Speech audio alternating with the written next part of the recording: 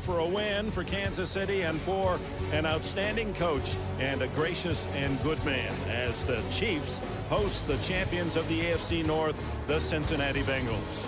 And welcome aboard at Arrowhead to this emotional finale of the season. Here's the situation for the playoffs. Kansas City with a win and an upset by Detroit at Pittsburgh will make the number 6 seed in the playoffs. It's a long shot, but they have hope. Cincinnati knows they'll be playing next Sunday at home. And Dan, an emotional time. We've known Dick Vermeil for a long time, and one thing certain in his character throughout all those years, he loves coaching football, and he's passionate about his players. And I'll admit I'm biased. I've known Dick Vermeil for almost 30 years, going back to when playing for the St. Louis Cardinals. We were in the NFC East with his Eagles.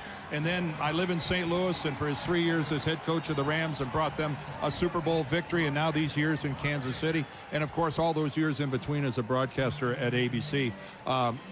The NFL today, Dick, I think is a lesser place without Dick Vermeil in it, but yet I'm very happy for him heading into retirement. He seems content with this decision. And doesn't he? Armin Katayan has been down on the field, and he's gotten a sampling of the Kansas City players.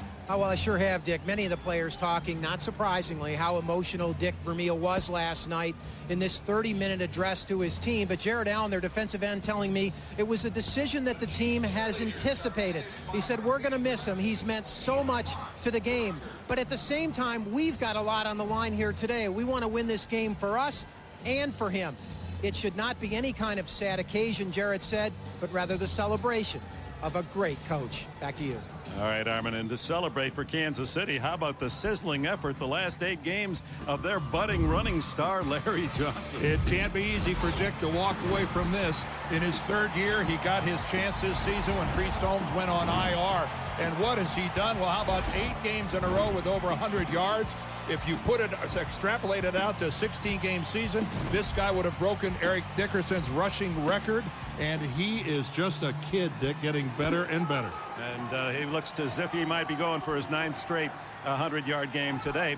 Well, let's talk about Carson Palmer. He, too, has had a sensational most valuable player type year. Leads the league in touchdown throws and in completion percentage. But will he play much today? Well, he tweaked his groin last week in that 10-point loss to the Buffalo Bills. He came out, about an hour and 45 minutes ago, warmed up, moved around okay. I suspect, though, that he's not going to play all that much today, in which case he'll yield to John Kitna, whose last playing time was back in 2003, and he had 26 touchdown passes, so he's just not your ordinary backup. We watched Kitna warming up, but he certainly threw a lot of balls to Chad Johnson. Well, why wouldn't he?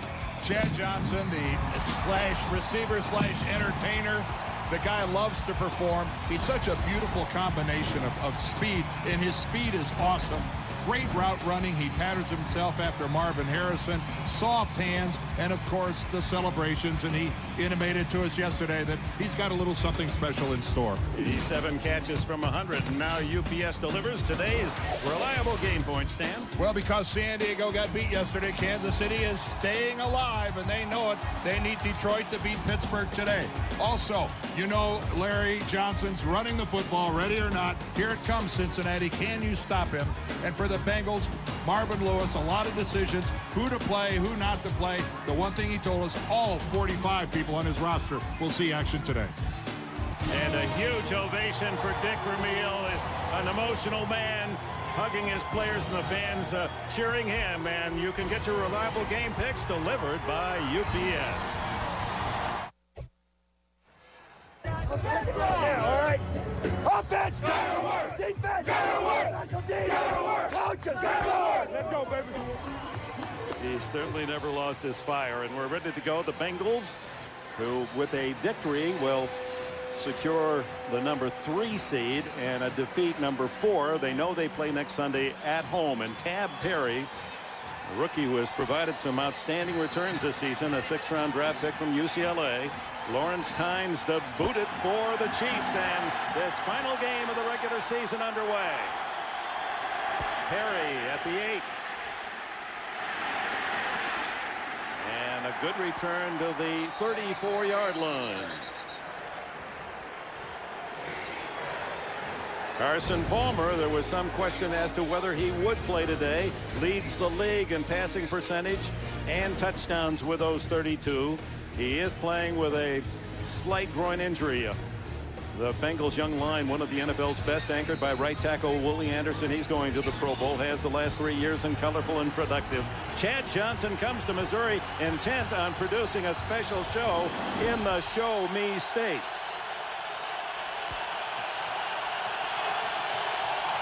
Rudy Johnson and Jeremy Johnson in the backfield, and they start with a reverse.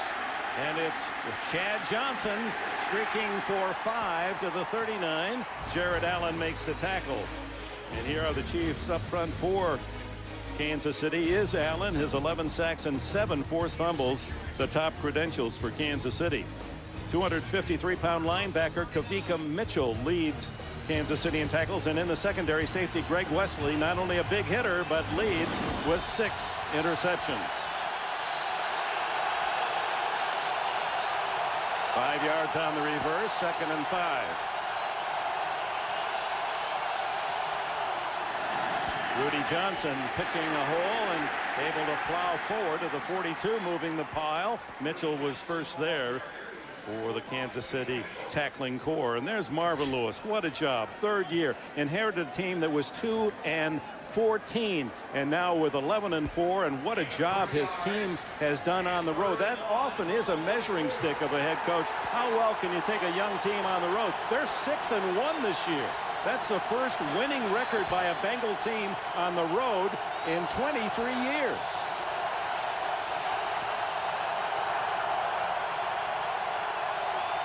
Third down, a long yard. Back to Rudy Johnson, and Johnson needs just a few yards to break his own Cincinnati single season rushing record. He starts today with 1,440. He needs 15 to break his own mark. Dick, we just saw Marvin Lewis, and I think he's conflicted today because he's looking forward to next week's playoff game. And by the same token, you know, you want to rest your guys, but he's so unhappy with the way they played last week in that loss to Buffalo. He can't have that be their send-off into the playoffs. So he wants a good performance today. If not a win, he wants quality play out of his frontline players. They're not going to get this one off. There's the flag. Palmer tried to beat that final tick.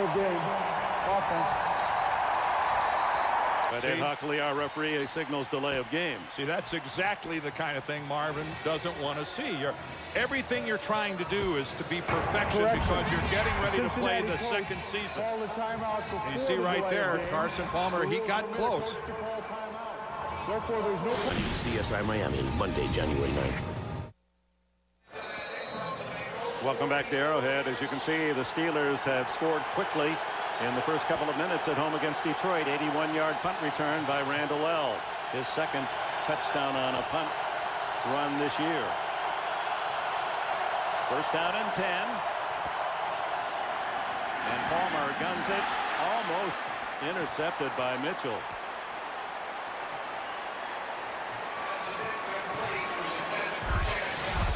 Well, a quarterback is always vulnerable to that inside linebacker floating over from underneath.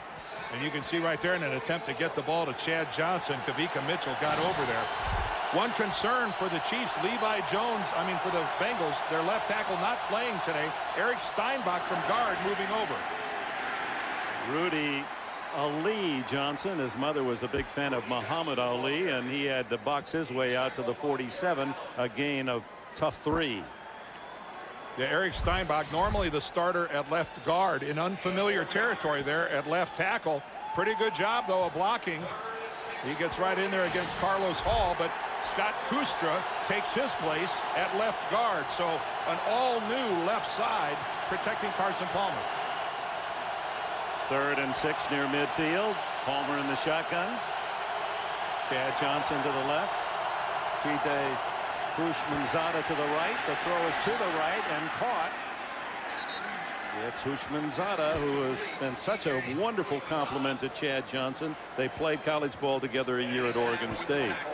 Good job of Matt Schobel, number 89, who's going to pick up the blitz. This is Schobel right here in the backfield. Watch him step up and clear that alley for Carson Palmer. This offensive line and pass protection scheme does a good job of protecting Palmer. Only 20 sacks on the year. That's second best in the NFL. Only Indy is better. First down, and Palmer goes long this time for Chris Henry off his left hand. He tried to one-hand it on the run behind Eric Warfield. Ooh, could Henry have laid out for that? Boy, that's a tough call, I guess, for a wide receiver at the last second. Just working against Warfield, number 44. This straightaway fly pattern. Nothing fancy about that.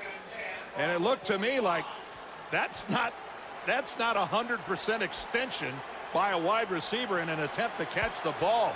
Launch yourself, leave your feet, go up and try to get two hands on that football. Rookie from West Virginia. Whoa. Has 6 touchdown catches, all in the second half. Could have had 7 if he'd have laid out for that. 2nd and 10. Screen pass. Rudy Johnson, and the red shirts surround and cover him for a loss of a yard. Led by Jimmy Wilkerson, the 3rd-year tackle from Oklahoma. As for Rudy Johnson, was tackled. Dick Vermeil, when he in the sun, he has that squint look and wrinkled brow that makes him look almost snarly and mean, and there's nothing farther from the truth. Wow. To see him in person, to be around him, physically, he's the youngest looking 69-year-old person I've ever seen. Yeah, he's kept his youth, his spirit included. Palmer, good protection, fires underneath to Houshmandzadeh. He fumbled the ball and then fell on it. Well, they're going to call it an incomplete pass now, as Eric Warfield able to wrestle it free. Houshmandzadeh thought he had a catch. Well, you have to come down and you must demonstrate a football move. In other words, you got to put both feet down, and then you got to take a step or two. And the officials on site ruled that Houshmandzadeh never secured the ball, that he never officially locked it up and put it away. Dante Hall, ever dangerous, 10 kick returns in his. Right together with you.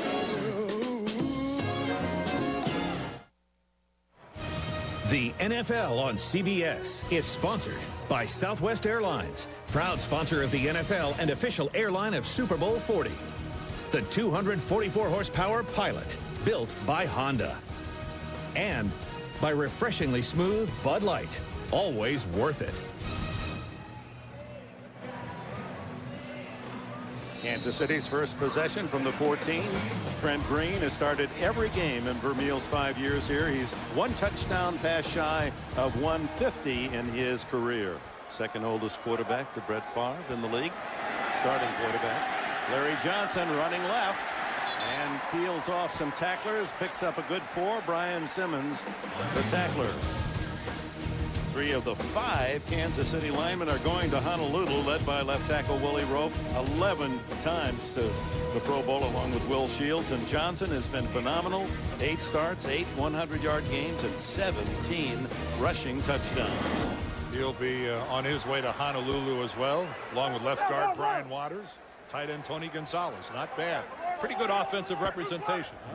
When you think of 4 of the 7 men who line up on that front wall are all going to the Pro Bowl. Dante Hall, little slip screen out to the 23, shy of the first down. The Bengals defense leads the NFL in takeaways. Defensive end Justin Smith is their outstanding pass rusher. Rookie linebacker Odell Thurman. He's a budding star at the top tackler for Cincinnati, plus 4 fumbles forced and 22 interceptions for the Bengals secondary, 5 by Torrey James. Deltha O'Neal, who has 10 and leads the NFL, is inactive today. Trent Green on 3rd and 1. Hands off to Johnson, running left again, as he so often does, and a first down at the 27-yard line. Well, everybody knows that Arrowhead is a tough place to play if you're the visitors, especially when it's cold. And look at that glossy record at home after December 1st. Now that's back to 97. That only loss, by the way, was in January. They are undefeated in the month of December. But if you add up all their playoff games here at Arrowhead in January, they're 0 for the last 7. Some of the gloss is gone, isn't it? It changes. Johnson bobbles the toss and has to fall on it at the 20, and now a flag goes down. Justin Smith pile driving into Johnson. Yeah, when a guy's down and defenseless like that, you can run over and tap him and get him down. That's not a free shot. Ed Hockley tossed the flag. You just don't get a free shot at a player when he's prone on the field. Personal foul, unnecessary roughness, defense number 90. 15-yard penalty, first down. You know, it's just really that simple. Now he bobbles the ball. He didn't look it in, Larry Johnson. But now he smartly goes down. Now look at it. He's not attempting to get up. You don't. All you have to do is tap him. You don't get a chance to take a shoulder and drive it right into his throat. Marvin knows that's just unacceptable. And the penalty will mark it out at the 36-yard line with a first down as Johnson jogs off. And the Lions have answered the Steelers' punt return touchdown and have tied it at 7. And by the way, Dick, the Chiefs have made a decision. They are not posting those scores here on the Arrowhead scoreboard. They don't want the Chiefs players to be scoreboard watching. Trent Green to pass, looking for his 2000th completion, and there it is. It goes to D. Brown, the running back, in for Larry Johnson. So Green hits one milestone, 2,000 completed passes in his career.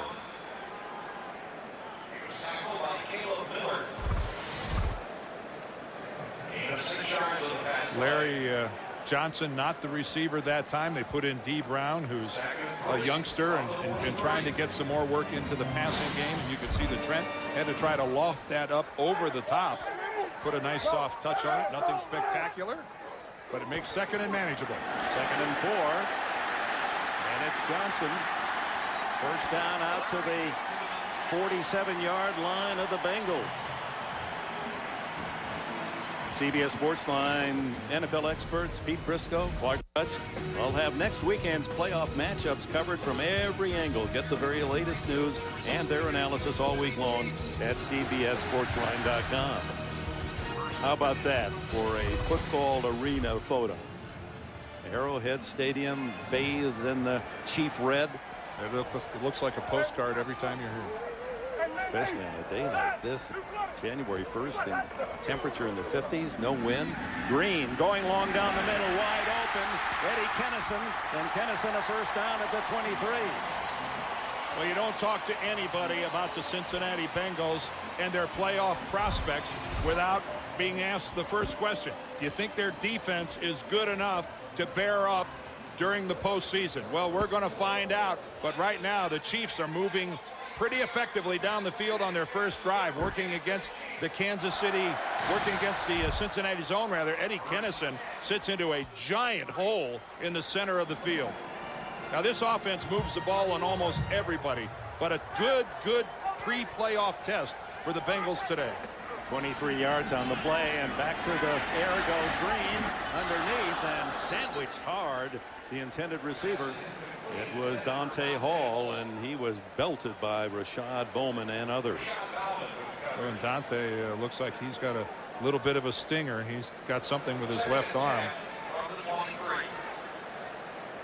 There's Dante's got some sort of weakness or pain there in his left arm. He's going to head for the Chiefs sideline. And he did get hit. Take a look at this. He's running a crossing pattern. A good throw by Trent. And I think Dante saw that hit coming from Bowman, and he short-armed the ball. Larry Johnson on a draw gains a yard. Robert Gathers and others, the tackling team for Cincinnati. Gathers, whose uncle Jumpy played 13 years in the NFL. Jumpy Gathers, New Orleans, Washington, Atlanta, Denver. Looking over Dante Hall, a key ingredient in this Kansas City attack. 3rd and 9, 10th play of the drive for Kansas City.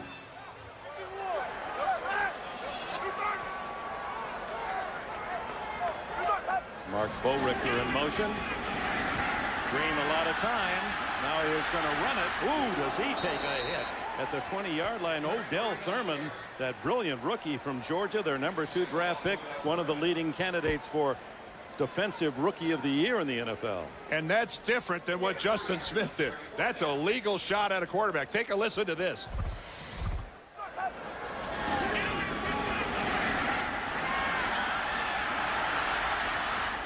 If Trent Green doesn't go into the hook slide, he's fair game. And Odell Thurman did the right thing.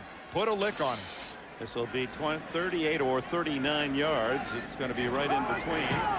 And Lawrence Tynes gives Kansas City the first points of the game. 4:43 left in the opening quarter. 3-0 Chiefs.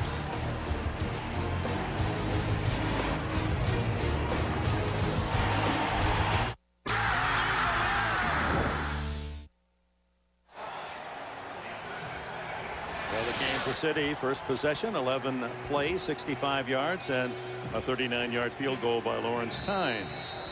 Any drive that's in double digits is very pleasing to both the coaching staff and to the offensive players. The rookie Tab Perry awaits the kickoff from Tynes, and the ball falls off the tee. They'll redo it. Let's Dan underline again what's at stake for Cincinnati. They'll either play Jacksonville or Pittsburgh next Sunday in the first round of the playoffs. In Cincinnati, they will be at home. Or Kansas City even. That's a possibility as well. Yep. Kansas City can still get in because of San Diego's loss yesterday.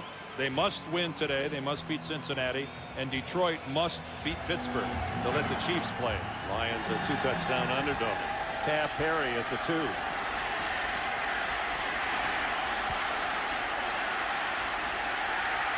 he just can't find any room to run, and the flag goes down.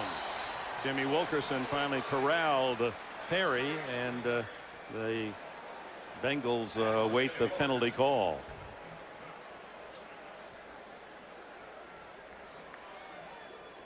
Ed Hockley, a practicing attorney in his 16th year in the NFL. Face mask by the kicking team, number 42. 5-yard penalty. Cincinnati's ball, first down.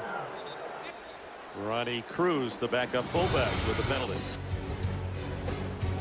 Let's go back to the presentation. Okay. Okay, now question.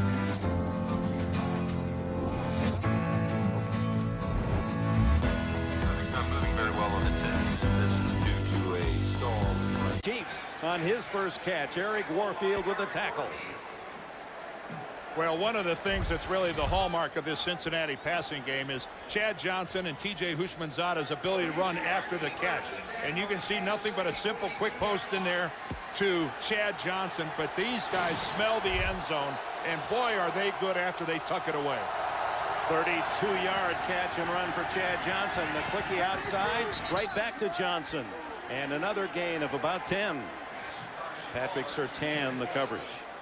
Boy, and this has to be encouraging to Bengals fans to see Carson Palmer really be able to step into a pass. That's a tough pattern there, that out pattern, to really be able to put something on the football, stride into it, and not feel the effects in that groin.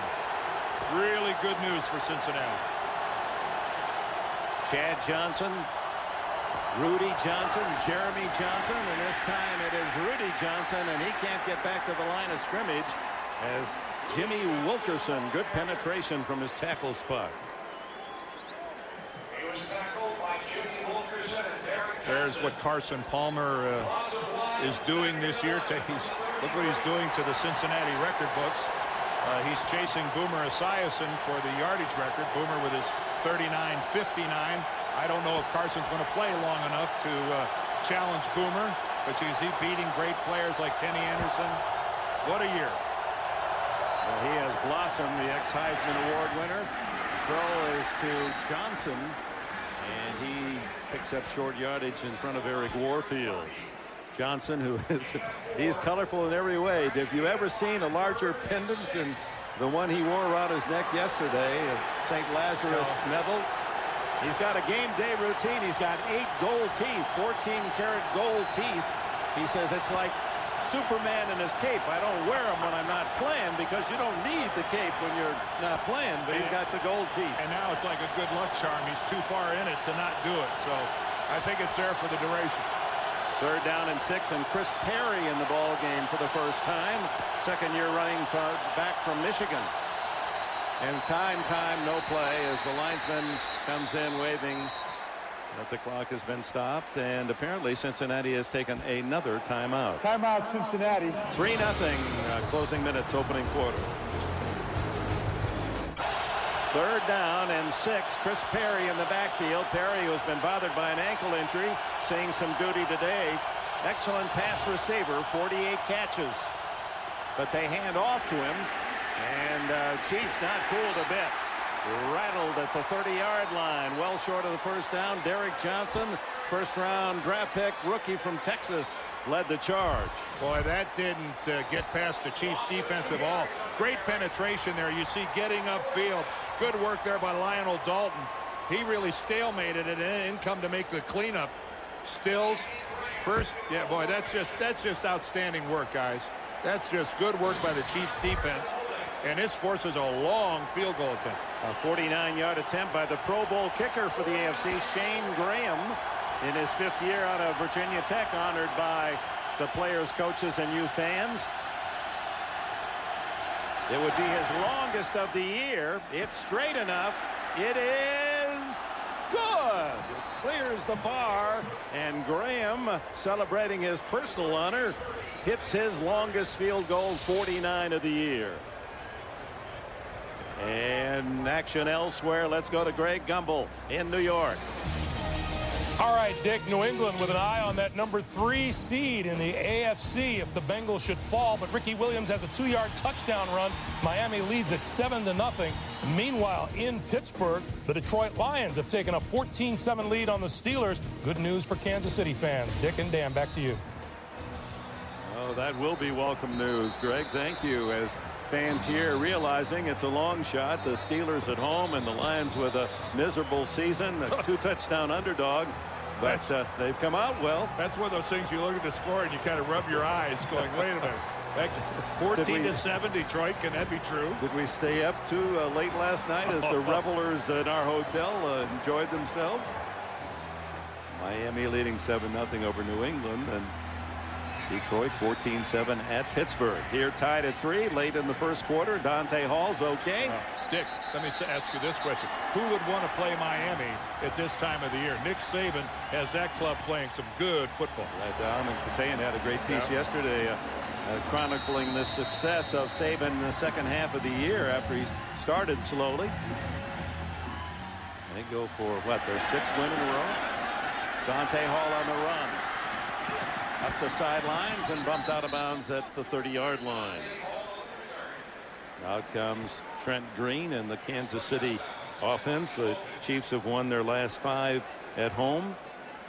And Green, who has been solid as always. How about his season this year? 11-0 after December 1st at home.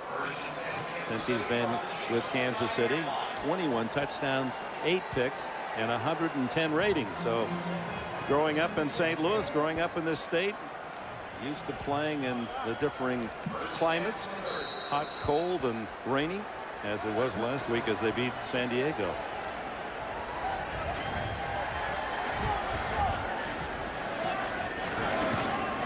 Quick toss incomplete to Dante Hall, very nearly a lateral.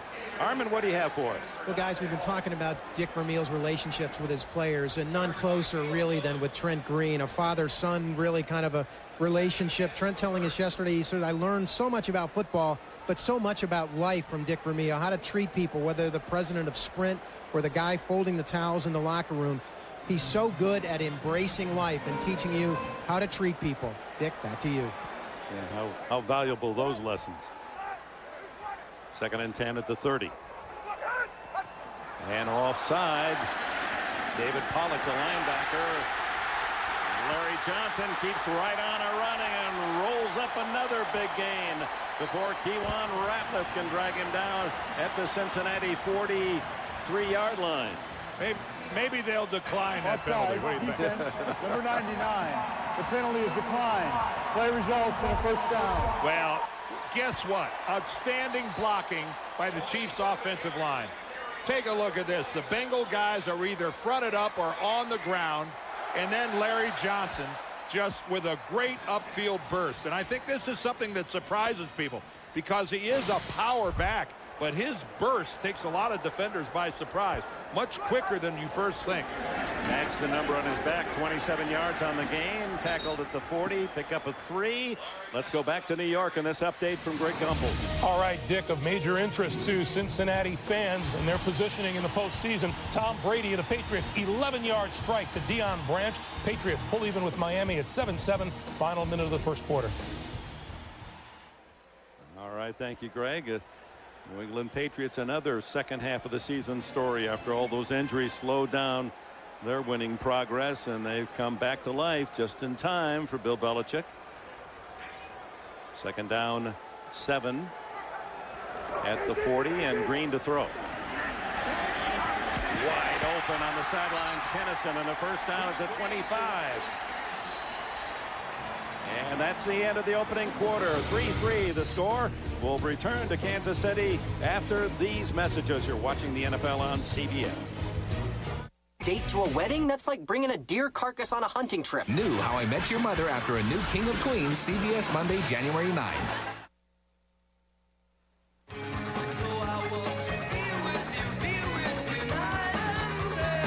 Coaches, let's go!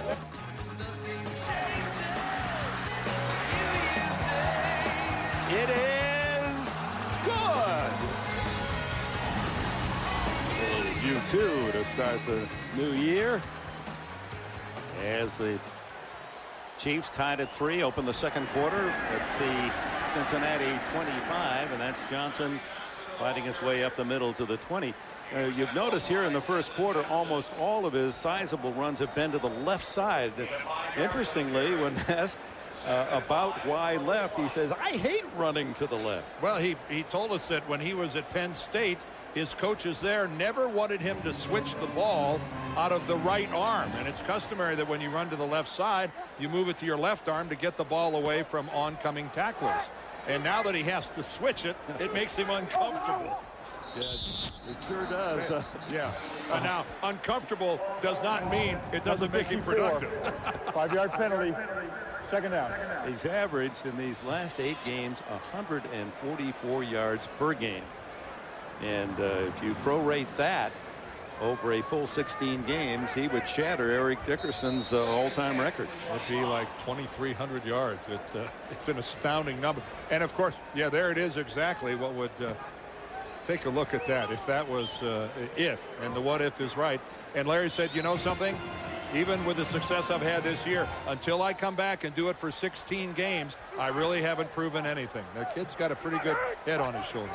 There's another false start. Whoa. So back to back. Come on, they're at home. Eddie Kennison jumping, trying to get a quick release off the line of scrimmage. False start offense, number 87.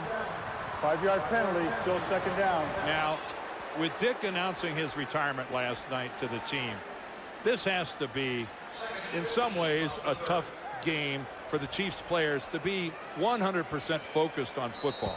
You know, everything about football is no distractions, be focused.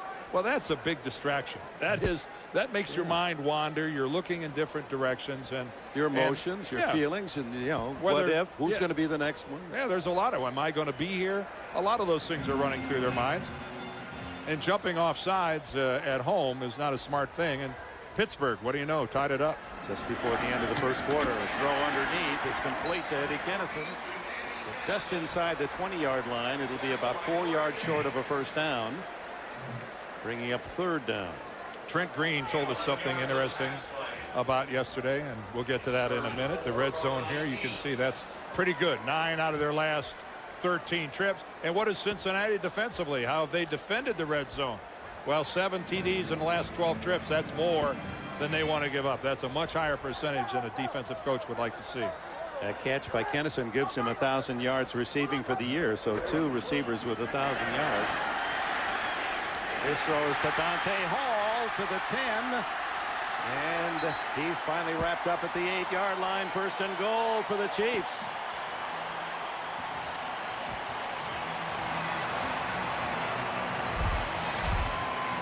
Well, take a look at the pass protection. First of all, obviously an unaccounted for blitzer. Simmons coming, and then take a look at Trent Green buying a little extra time, and Dante Hall finally gets in the action. You know, Dante's had a couple of drop passes so far in this game. That time he makes a good hands catch and fights for extra yardage afterwards. They needed Hall to catch that to get into this game.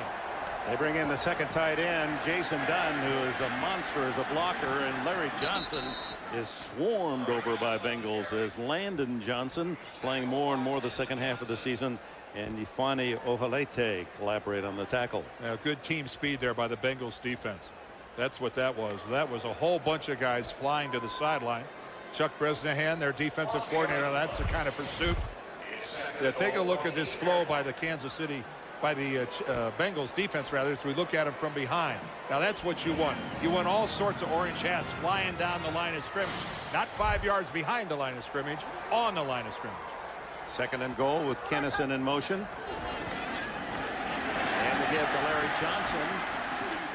Able to get inside the 5-yard line. Back to Kennison. Back that, well, there's a flag down. Late flag thrown.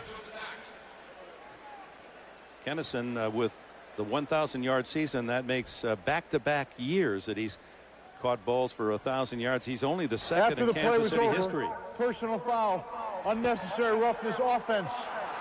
Number 62, hitting a player standing around the pile. Great block, Casey Wigman. Down counts, it's third down. All right, take a look coming in from there he is right there. Oh yeah, you can't. The NFL doesn't like people getting picked off the pile, and Wigman that time cleaned Odell Thurman off the pile. The play was over. Guys were down on the ground. You never did that, did you? Pick a guy up? Well, when it didn't used to be a penalty. It used to be just the whistle didn't blow. They were fair game. Yeah, Dick saw that. And yeah, there's no court of appeals for that penalty. So that takes it from, instead of the 4-yard line, all the way back out to the 20. Still goal to go, third down. Hall slotted left with Sammy Parker wide left. Kennison to the right side. Green underneath to Johnson. Breaks a couple of tackles and drives to the 7-yard line. That'll make it a easy field goal try. Brian Simmons and Kevin Casefaharn with the tackle. And here comes Lawrence Tynes, who on the season is 25 for 31. Well, Cincinnati has to be pleased. Even though they were the beneficiaries of that 15-yard penalty, you force a field goal from the red zone. Defensively, you've done your job. 24 yards the attempt.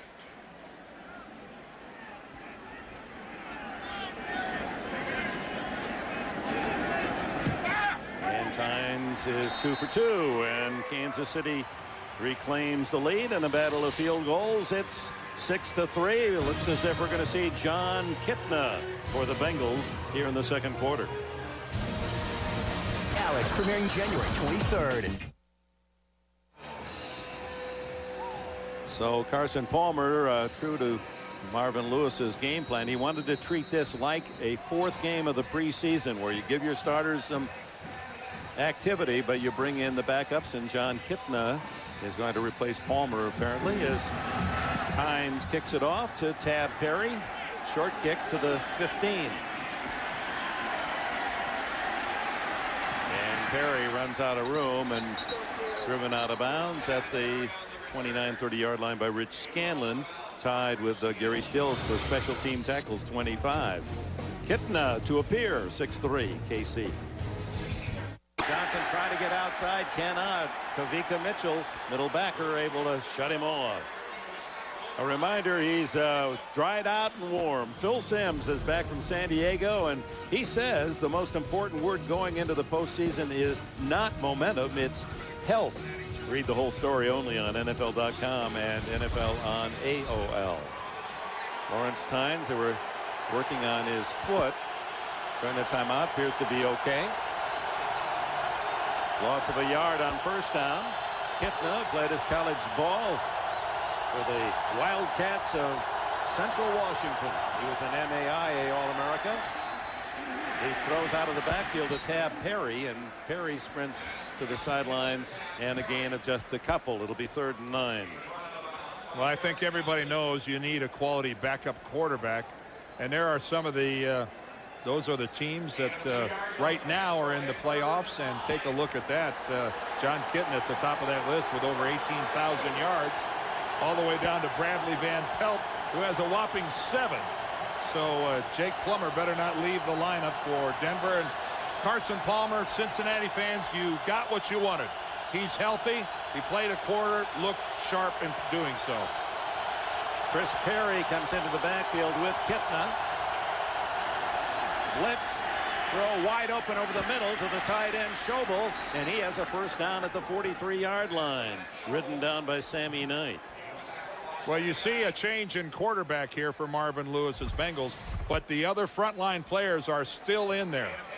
So John Kitna, you can see the adjustment he had to make going right over the rush, but everyone else in there is still a frontline player.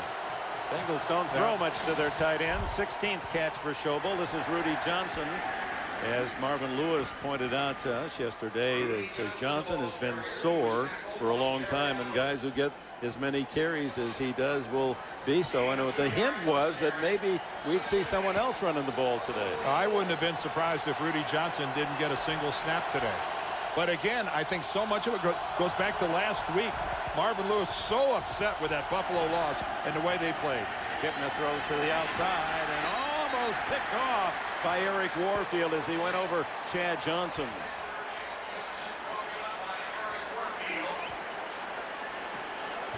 Well, Eric Warfield, this is, you watch him, he's looking in the backfield the whole ways, and then he just jumps the pattern, but really with a better pass. That ball should have been more to the sideline, to the outside shoulder. Instead, it was back to the middle of the field. You see Chad Johnson immediately looking back to John Kitna saying, man, throw it out here. Don't do that to me. 3rd down and 8. Empty backfield, shotgun. And now Schobel moves in as a blocker. Throw down the middle, incomplete. Intended for T.J. Houshmandzadeh, and too tall was Kitna's throw.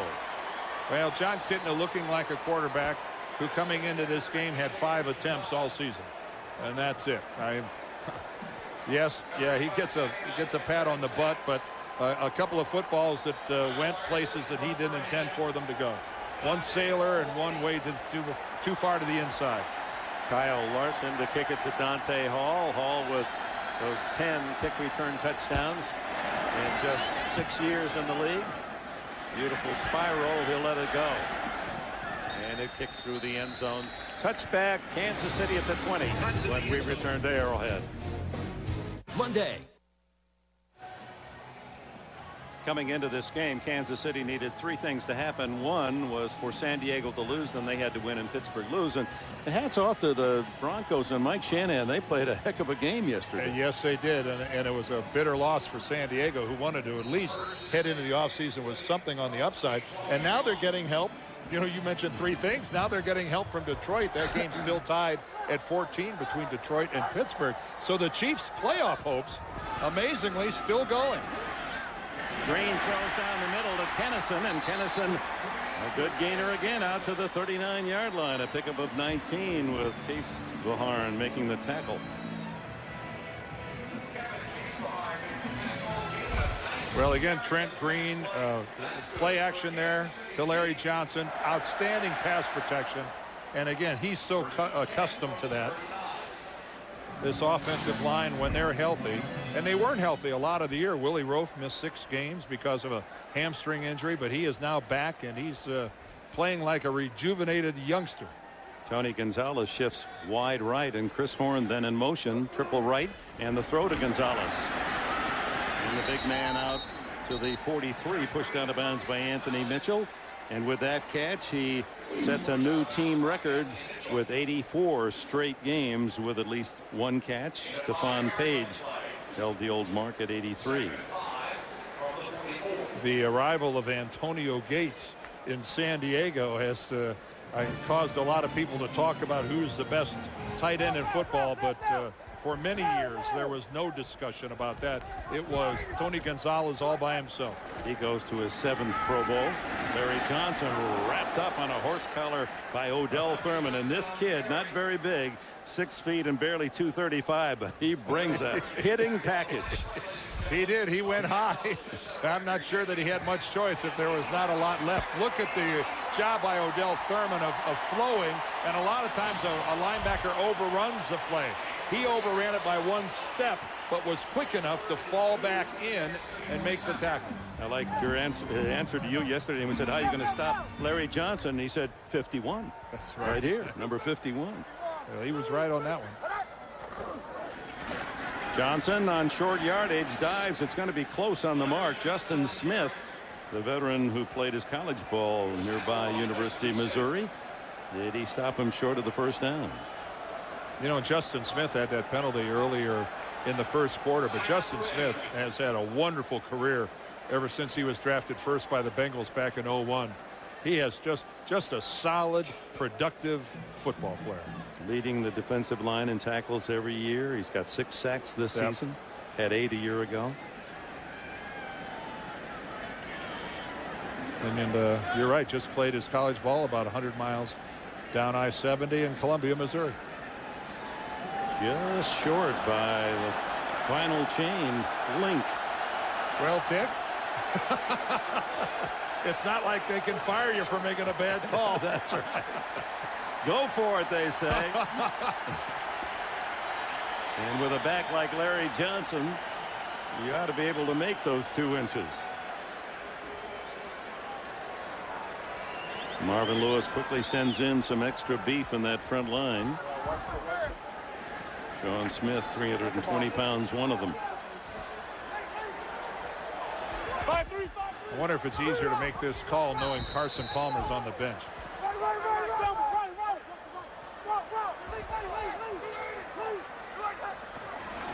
It's Johnson. And a flag goes down. He had the first down, but the umpire signals holding against Kansas City. Holding offense number 62. 10-yard penalty. Yeah, second penalty on center Casey Wigman. A player that Dick Vermeil has graded, said he has had the top grades of his offensive line all season. Well, let's watch him right there in the middle, number 62. Oh, and he's just too high. He just gets gored by Sean Smith and gets run into the backfield and then has to grab him around the shoulders. Boy, it's all about leverage and short yardage, and that time Wigman lost the leverage battle. So on the penalty, 4th and long now. So in comes the rookie kicker, Dustin Colquitt, his first punt. Keewin Ratliff to return. Beautiful left-footed boot. Ratliff to the 20. And another flag.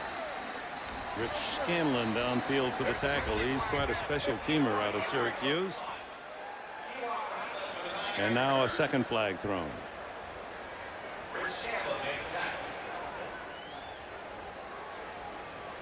Comes at the 5:20 mark here in the first half, with each team scoring only on field goals. 6-3 Kansas City. If you're just tuning in, Dick Vermeil announcing last night that this would be his final game at Arrowhead. His During the return, holding by the receiving team, number 27. 10-yard penalty enforced from the dead ball spot. Cincinnati keeps the ball, first down. Greg Brooks penalized. Timeout. The NFL on CBS is sponsored by Miller. There's good enough and there's better than it has to be. Miller, good call. And by AOL. Want a better internet? You belong at AOL. Cincinnati puts it in play, and we remind you Tuesday, January 17th on CBS. Tom Cavanaugh stars a record executive who knows everything about music, has a lot to learn about love. New series, Love Monkey, January 17th on the #1 network, CBS. Rudy Johnson a carry, short yard. He dropped to about the 13-yard line. Well, John Kitna in the quarterback now for the Bengals. Carson Palmer came out about an hour and a half before the game. Started warming up, trying to loosen up that groin. You see him clutch his left leg. But the good news is when he played in the first quarter, he played really well. Look how sharp he was throwing the ball to Chad Johnson. He was sharp on the deep ball, a good, strong, deep out. I think Cincinnati ought to be pleased with the way he looked. And off inside, off the fake reverse to Chad Johnson. And Sammy Knight smelled the play all the way and brings down Rudy Johnson for a gain of only a yard. I think everybody would agree that Carson Palmer is a candidate for the most valuable player in the NFL. There's some other guys that are in the running. How about Tiki Barber and what he's accomplished? Sean Alexander, though, pretty gaudy there. 27 touchdowns. Chris Perry comes in as the running back. Rudy Johnson out. 3rd and 8.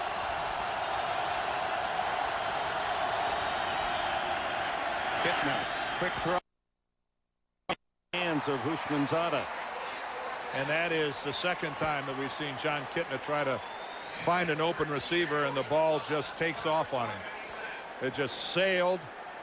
He had one last drive, and this time trying to find Houshmandzadeh. That ball is just way. That's a good 3 feet, 4 feet higher than he wanted it to be. Dante Hall with some field with which to work now. Sets up camp around his own 40. Kyle Larson's punt. A high boomer. All the way to the 26. And he tripped up by his own blocker. Stills, Gary Stills, who had fallen down, actually fell right into Dante Hall. A reminder coming up on the Sprint halftime report. You can join Greg and Dan, Shannon, Boomer. They'll have all the latest NFL scores. They'll have the update on that Detroit-Pittsburgh game that impacts Kansas City's hopes. All the highlights and playoff news coming up on the Sprint halftime report. And Boomer, I know you're listening. Don't deny it. When Carson went off the field at the end of the first quarter, your record was safe, and you went, yes. Yes. He high-fived Shannon. He hugged Dan. Hey, I would have too. He gave Greg his Rolex for New Year's present. Who doesn't want to have a team record stand for a long time? Speaking of Rolex, Larry Johnson gave all of his offensive line that nice Christmas gift. Here's Johnson on the screen with blockers. 35, 40.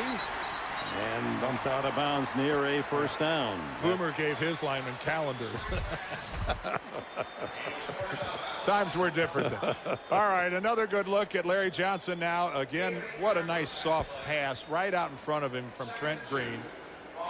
This guy, and you know, big news for Kansas City is that Larry Johnson has come on this way because there's a real question mark as to whether Priest Holmes really has an NFL future. His neck injury is serious enough that there's some real doubt as to whether or not he's going to play next year. Priest Holmes, who is here today, there's the fake on the reverse to give inside to Johnson. Justin Smith makes the tackle. Appears he has a first down. You know, Larry Johnson got the opportunity to shine when Holmes went down with a season-ending injury. Happened week 7. San Diego, hit by the rookie Sean Merriman, has been on injured reserve since November 9th. A neck injury. He's still having neurological examinations. And we asked Dick Vermeil yesterday, and he said Priest is struggling right now. He said there's a real question mark as to whether he's ever going to be able to come back. Of course, what a class act Priest Holmes has been throughout his NFL career. Oh, let's hope he comes back. You better believe it. Green goes long. Kennison deep. Has it? No. Off his fingertips. He was trying to pull it in and tiptoe on the sidelines. Unable to make the catch over Kewan Ratliff. Well, Kewan Ratliff is getting the start there at left corner because Deltha O'Neal, who leads the NFL in interceptions, is sitting this thing out. And boy, can you throw it any better than Trent Green just did? Don't think so. No, I don't think so either. The only thing you could have done maybe was to stick it in his face mask so he wouldn't have dropped it. What a wonderful pass from Trent Green. 10 for 13 is Green in this first half. Got a new writer this year. That's terrific stuff. Inside to Larry Johnson. And he's out to the 48-yard line of Cincinnati. Not quite a first down. Odell Thurman, another tackle. Yes, kid, 139 tackles to lead the Bengals, coming in 4 forced fumbles. They called him the Gladiator in college. And Johnson now has set a new Kansas City record. That's being announced as he passes Priest Holmes' mark set in 2002, and now he adds to it, and he adds big time. 30, 20, Larry Johnson all the way for a touchdown. Well, on some things the timing is better than others. How about the PA announcer announces to this Arrowhead crowd that Larry Johnson just set the single-season rushing record, and while his voice is still echoing around Arrowhead, Larry Johnson takes off with his touchdown run. Well, he said he hated to run to the left, so how about go ahead and cut it back to the right? Look at that hole off a right guard, and a Bengal player doesn't touch Larry Johnson. Johnson with his size 230 able to outrun the secondary, and now times for the extra point. I thought Ratliff had the angle on him and was going to make the tackle, and I think Ratliff did too, but Larry Johnson with a burst of speed takes it home. 100-yard game again. A new out of practice right after a new 2.5 Men. CBS Monday, January 9th. Another look at the touchdown run. Watch this obliteration by the Kansas City offensive line as they just erase and then right there, 25, Ratliff has the angle, and I think surprising to him, Larry Johnson's speed and a hug and a kiss from his coach, Dick Vermeil. He has 9 consecutive games now over 100 yards. Tab Perry to return for Cincinnati. 25, 35, out into the clear and caught from behind as Ronnie Cruz may have saved a touchdown as he clips him down just shy of the 50. Let's go to Armand Katayan. Well, Dick, I'm back here behind the KC bench. Larry Johnson right behind me. And one of the things we've learned in talking to Larry the last few times here in Kansas City is that he's really a student of the game. He traces it back to his dad, Larry Johnson Sr., the assistant coach at Penn State. Larry Jr. saying, I used to go to my dad's office all the time and watch these videos of NFL running backs, the greatest 50 of all time, Marion Motley and Jim Brown. And this punishing style of Johnson, you got to admit, would fit right in the 1940s and 50s and 60s of the league. No question, the deflection and the interception. Sammy Knight takes it back to the 40-yard line.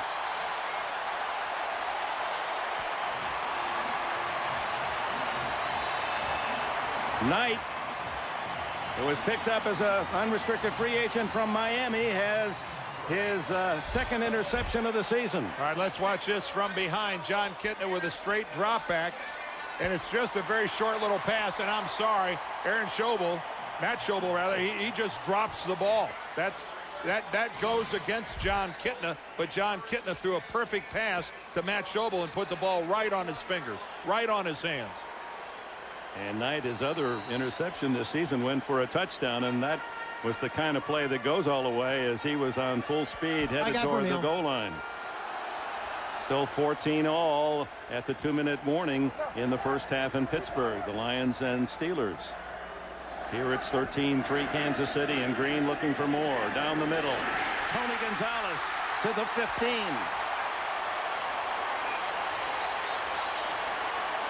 Well, which one of these two teams right now is playing like it really matters? I think it's pretty obvious that it's the Kansas City Chiefs again. The middle of the field vacated against this zone of Cincinnati, and Trent Green finds the big guy. It looks pretty easy. Looks like 7-on-7 practice during the middle of the week. Gonzalez 26 yards on the catch to the 15-yard line. Clock stopped with 1:24 left in the half. Carson Palmer and John Kitna, along with the third stringer Craig Krenzel from Ohio State. Well, right now John Kitna said, well, I'm sorry about that interception, but what am I supposed to do? I got to throw it to his hands.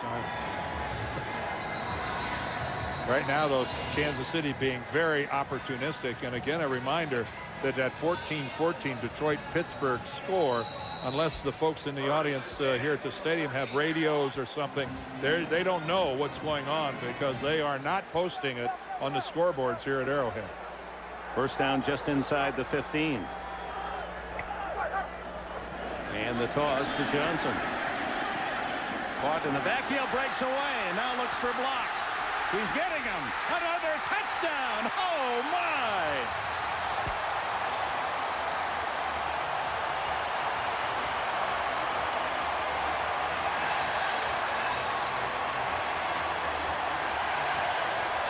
What a first half for Larry Johnson. 2 touchdowns, 137 yards rushing.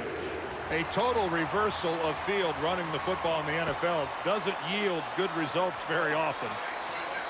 But Larry Johnson made it work that time because he picked up some nice blocking along the way. Extra point try by Lawrence Tynes. Nice snap, but a good hold by Dustin Colquitt, and it's 20-3. And Larry Johnson, the kind of numbers he's picking up here, Dan, make you wonder what could happen in the second half. Well, watch this total reversal. Here comes Trent Green. Green is the guy that gives him the key block. Trent Green, watch this. Number 10 is right downfield, and he makes a key block right there. He puts Case Fajarn on the ground and gives Larry Johnson a clear alley into the end zone. And right now, I would not want to put a blood pressure cuff on Marvin Lewis because that thing's liable to pop right through the top. What did Chad Johnson tell us? He said he's been very upset all week. He said he's been screaming a lot. And Chad Johnson said, you know, his exact quote, because I wrote it down because I'm thinking to myself, wow. Chad Johnson says, after the week we've been through with all the screaming, if we don't win, there's something wrong. Very wrong. Those were Chad Johnson's exact words yesterday. Marvin Lewis took the opportunity. He was so disappointed that they let that opportunity slip last week in getting beat by Buffalo. Chance for a bye week. Oh, yeah. They had a chance at the number 2 seed, and they let that go. And now Marvin is going to have I imagine, some stern words for his group at halftime. Steelers score with 1:11 left in the first half to take a 7-point lead over the Lions. Still a minute 14 left here in the half as Cincinnati gets it again, and Tad Perry with another return. Fights off one tackler and hustles his way to the 38-yard line. Yeah, Larry Johnson, 9 consecutive games, 100 yards plus. Only 2 men have ever done better than that. Barry Sanders, 14 straight games, and Marcus Allen, 11 straight. Well, what kind of a second quarter has Larry Johnson had? A breakaway touchdown there. And again, that was awesome blocking. And then the Chiefs get the ball right back after Schobel bobbles the ball.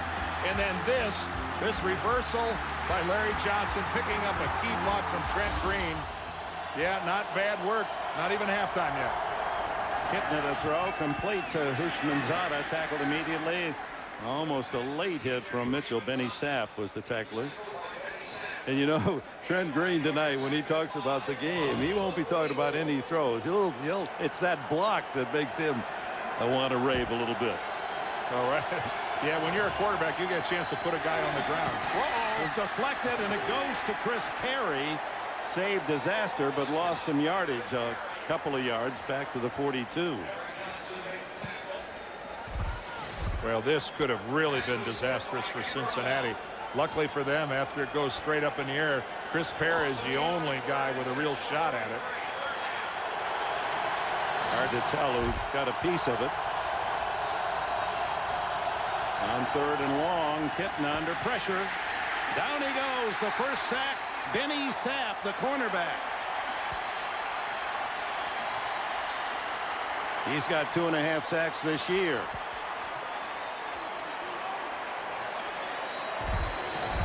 Well, Benny Sapp's coming on the corner blitz. You see him there. And again, Cincinnati has a blocking scheme accounting for him, but he gets right by Matt Schobel. Matt Schobel is the assigned blocker to pick up Benny Sapp, and he just doesn't get it done. 6 seconds left in the half. Gunther Cunningham, the defensive coordinator for the Chiefs, former head coach here. It's not a lot of fun being a 255-pound, 6'5" tight end and getting beat on a pass rush by a 190-pound cornerback who's 5'9". That's pretty much unacceptable.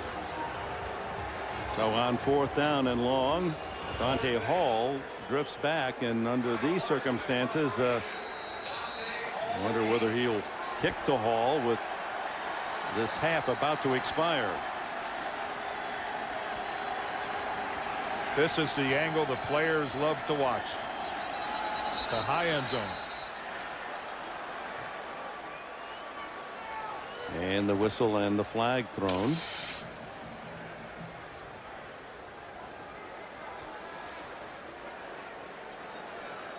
I think Ed Hockley underestimated how warm it was going to be. Snap infraction by the center. Offense, 5-yard penalty. 4th down. And the full sleeves for Hockley. Well muscled. Marvin Lewis has to rue this second quarter where his team has gained only 14 yards and Kansas City 181. Most by Larry Johnson. 137 of those on Johnson's runs. And they do kick to Hall. And as he lets it bounce, the first half comes to an end, but this play is alive. Not long as Hall wrestled down at the 23. End of the half with the Kansas City Chiefs on 2 Larry Johnson TD runs here in the second quarter. Open up a 20-3 lead and still hold hopes for the playoffs. Armin? Coach, a quick update. It's 21-14 Steelers late in the first half, but here it's suddenly the Larry Johnson show again. Well, yeah, we're playing well. We were stopping ourselves with our own penalties there, and it drives you crazy, but that's all part of the game. I think might have been too excited about playing. I think we calmed down now, and I think we'll play better in the second half. All right, Coach, thank you. So Kansas City 20 and Cincinnati 3. We'll be going to New York. The Sprint halftime report after this message and a word from your local station. You're watching the NFL on CBS.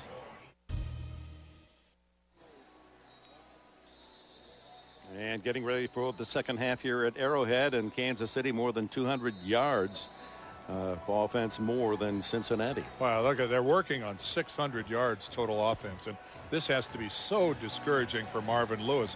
You know, giving up 37 points last week in a loss to Buffalo, now 20 points in the first half to Kansas City. He has to be distressed, to say the least. But who does stop Larry Johnson? Well, what a first half Larry Johnson has had, and he's been doing it all. Now, he's been getting some really good blocking. Take a look at the blocking he got from his offensive line. He's been very effective as a receiver. Trent Green finding him coming across the middle. But then this explosion off of right guard, a little bit of a cutback, and he outruns Ratcliffe to the end zone. And then this, a 180 as he heads back the other way, picks up a key block from Trent Green. And Larry Johnson is just having his way. And how can you have a better second half of the season than Larry Johnson? And here are the guys today. Now, keep in mind that yesterday, 203 yards for Tiki Barber. But here are the leading performances through halftime of today's game. And boy, Sean Alexander continues to roll him up. Oh, yeah. Well, look at the workload. 20 carries. Larry's gotten it 15 times.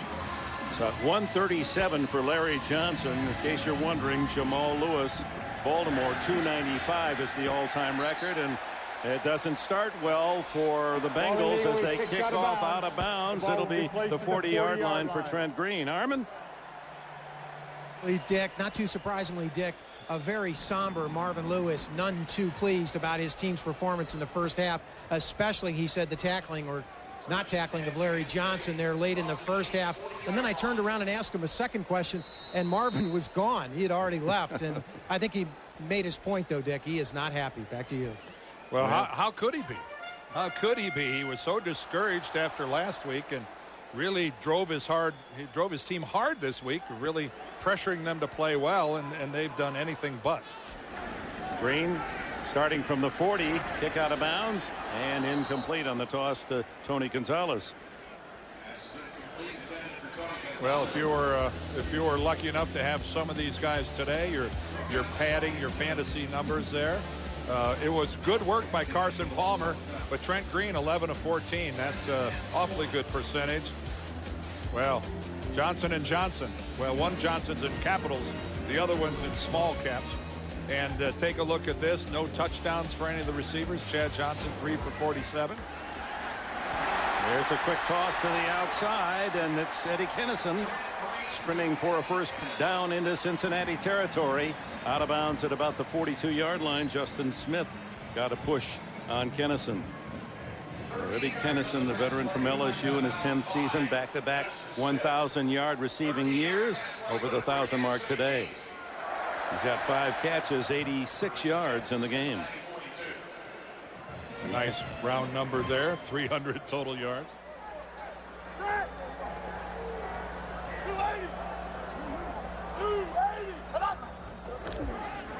Larry Johnson's first carry of the second half, and he picks up another dozen before Anthony Mitchell can ride him down.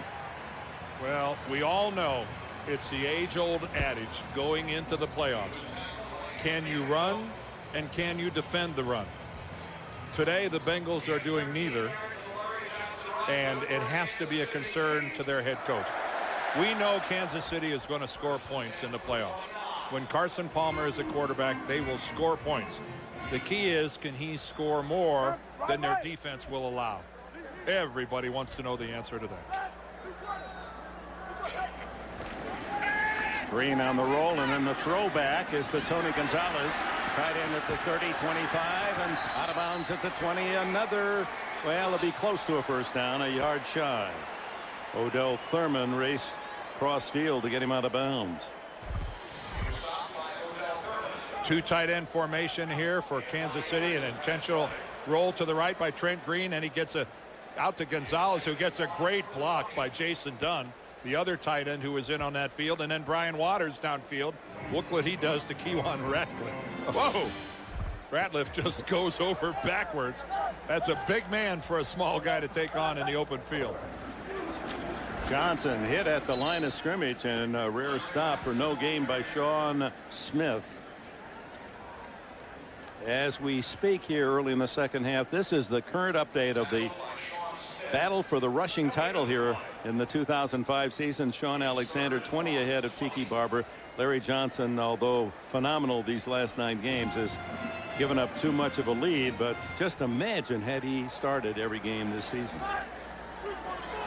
150 yards to this point in this game for Larry Johnson, and here's some more. Around the corner and into the end zone. He has the trifecta.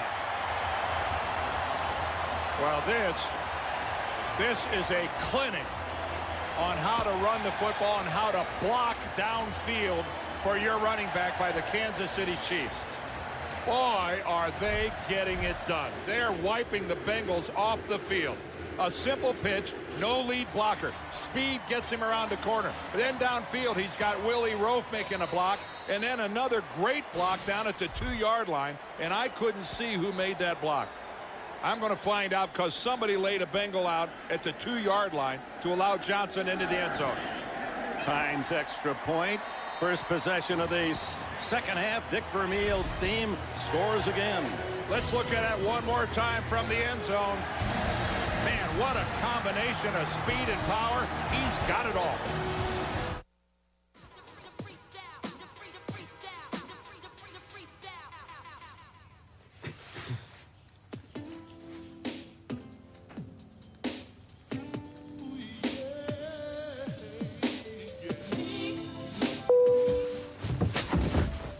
There's an exciting new sound in travel. Introducing Ding. Get exclusive low fares sent directly to your desktop. Deals that are available only for a limited time and only by downloading Ding at southwest.com.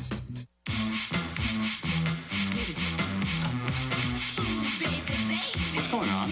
We don't know how many converters we have in stock. We don't know where our trucks are, and no one knows where Mackler is. 6,000 converters? Trucks are at I-4, exit 9. Mackler, where are you? In the airport. Get a Nextel walkie-talkie phone for $24.99 and connect with over 17 million people. Nextel is available at Sprint or Nextel stores. Sprint together with Nextel. This telecast is copyrighted by the NFL for the private use of our audience. Any other use of this telecast or of any pictures, descriptions, or accounts of the game without the NFL's consent is prohibited.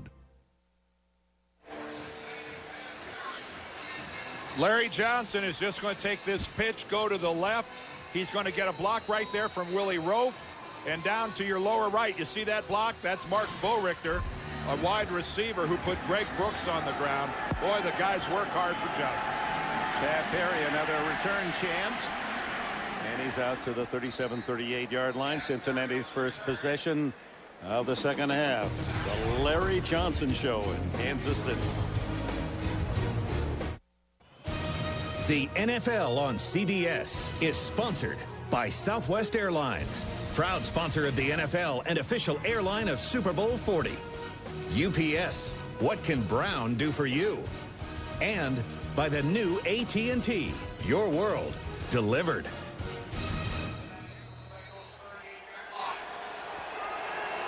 So a 27-3 lead here. But meanwhile, news not good for Kansas City fans as the Steelers have jumped to a 2-touchdown lead early in the third quarter against the Lions. Rudy Johnson, who's been held in check. And it's Jared Allen with a tackle on that. Groin injury bothered him. Being rested by Marvin Lewis. John Kitna in his stead. Flag down. And the throw is complete underneath to Chris Henry, the rookie from West Virginia. Short gain. Now let's check the penalty.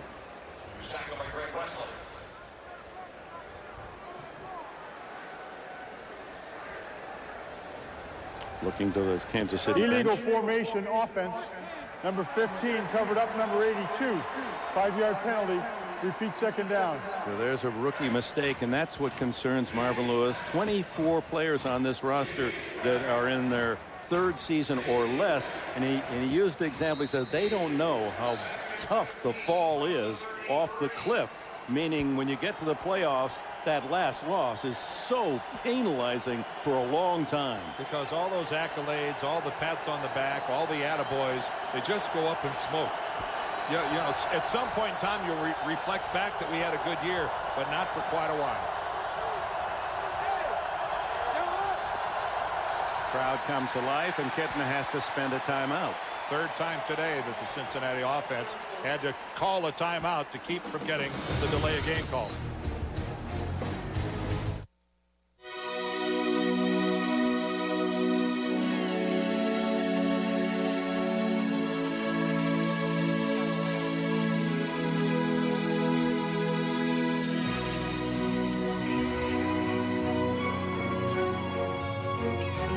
There are two kinds of people, two kinds of companies who change the world. Those who invent and those who deliver. And while the world benefits greatly from both, they rarely join together. Until now. SBC, America's largest provider of DSL broadband, and AT&T have joined forces to create the most complete and secure network on Earth. So you can make the most of your world.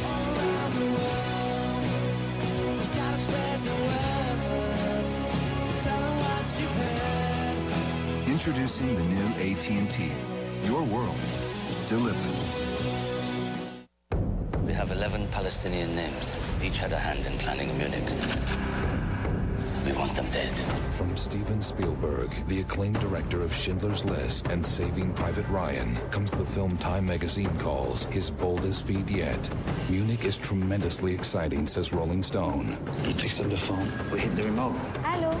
Hello. 2 thumbs way up. Entertainment Weekly says it's the best movie of the year. Munich. Rated R. Now playing. 3, 2, 1. Would you pay to travel in space? Get your checkbook ready. Your chance is coming.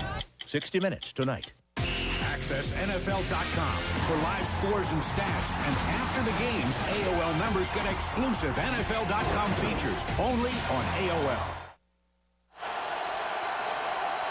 2nd and 15, Cincinnati at their own 33. And the crowd making it tough on Kitna. 2 hands off to Rudy Johnson. A little running room this time.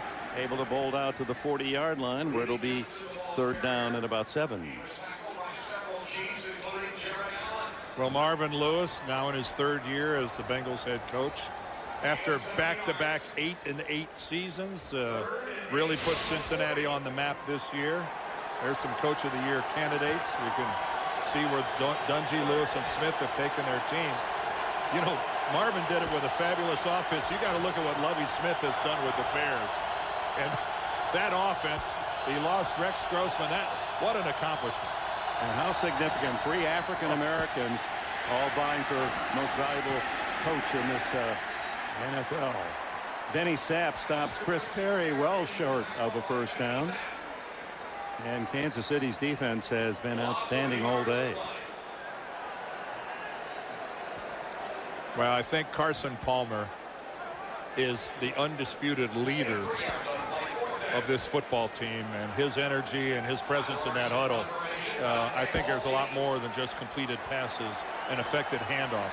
I think when you remove him from the game, the air goes out of a lot of other guys on that football team. Yeah, no matter how good the backup, he's not been around much in game action. Kitna. Hall circles under it at the 5-yard line. Whoa, what a block.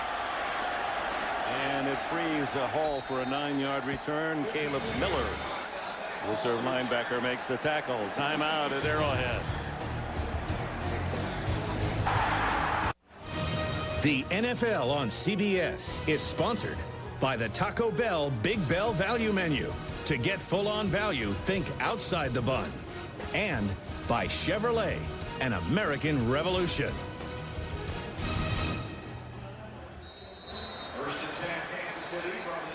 And back as they attend to Landon Johnson, who was the Bengal player that was belted by a Kansas City blocker. D. Brown got him. From the 13, the quick throw. Dante Hall. He's out across the 30, and a flag flies as he makes a solid return and loses his helmet, slow getting up. Odell Thurman, another tackle for the rookie. Flag holding offense number 88. It's a 10-yard penalty enforced from the spot of the foul. Repeat first down. Let's go back and take a look at this. Here is the block. It's going to happen right here.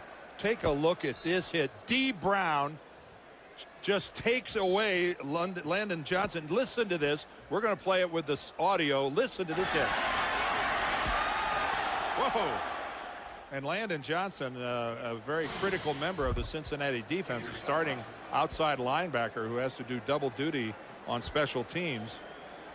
And meanwhile, Dante Hall slow getting up at the 33-yard line. Let's watch that play and what might have happened.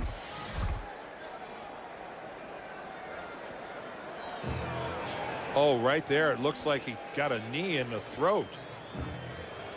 Looks like he was defenseless down on the ground inadvertently, but he got a knee, and it looks like he may have cut his lip.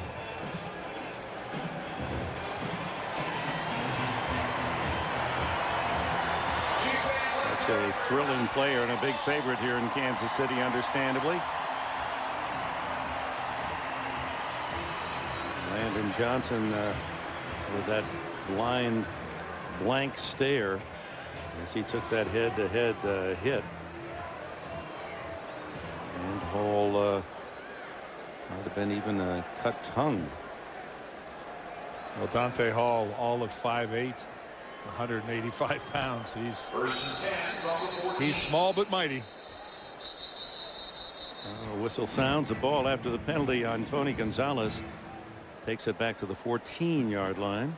And let's get ready for Larry Johnson, who has carried it 18 times, 170 yards for Johnson, 3 touchdowns. That gives him 20 rushing touchdowns for the season. We're being told that Landon Johnson has a stinger. His return question. Larry Johnson.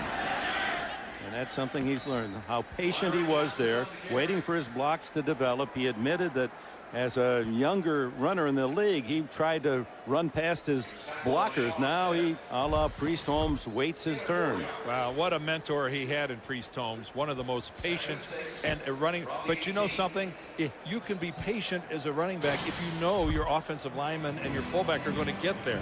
You know, a lot of teams, they don't ever get there. But this group, Tony Richardson and that offensive line, they get there. They're worth waiting for. 4 Pro Bowlers blocking for him, plus Tony Richardson, who is of that quality. Green throws underneath, complete. Whoa. Eddie Kennison takes quite a hit. Boy, there is some hitting going on now in the third quarter of this game. Well, let's check out 35-year-old Willie Roaf there, number 77, working against Carlos Hall. And you can see he does a pretty good job there. Dwayne Clemens, rather, not Carlos Hall. And again, look at Kennison at the end. Fight, you know, that's easy for a wide receiver to go down. He puts his shoulder down and keeps working. Love to see a wide receiver fight for a couple extra yards. Yeah, Kennison 4 yards shy of 100 in this one. Green under pressure, dumps it off. There's no Chief in the area, but there's the flag. There's the flag, because he was not outside the pocket. Sean Smith and Justin Smith, the two defensive linemen, had him in a sandwich. Tried to get it into an area where there was a red jersey, but they had all vacated the environs. You don't see Trent over there really arguing his case to Ed Hockley. Intentional grounding, offense number 10. 10-yard penalty from the previous spot and a loss of down. Brings up second down. To be able to get away with just throwing the ball away, you've got to be outside the tackles. Trent Green never made it outside the guard, and he just dumps the ball without an eligible Chief receiver within 10 yards. And that's where the officials are very deliberate. He knows Ed Hockley took a good look around, surveyed the situation before he dropped the hanky. So second down and 20, loss of down. And here comes Larry Johnson. And he draws a crowd at the 20, a short gain. Matthias Askew from Michigan State, the tackler. You know, it's a time here as we start a new year, not only to look ahead and for promise and health and prosperity. We wish that to all of you. And for Kansas City fans, that's good news. Touchdown for the Lions. But it's also a time for reflection. And talk about Trent Green's year a season ago. He loses his father suddenly with a heart attack about 2 months ago, and then the month later he welcomes the first daughter into his family. He sees the entire cycle of life all within a month.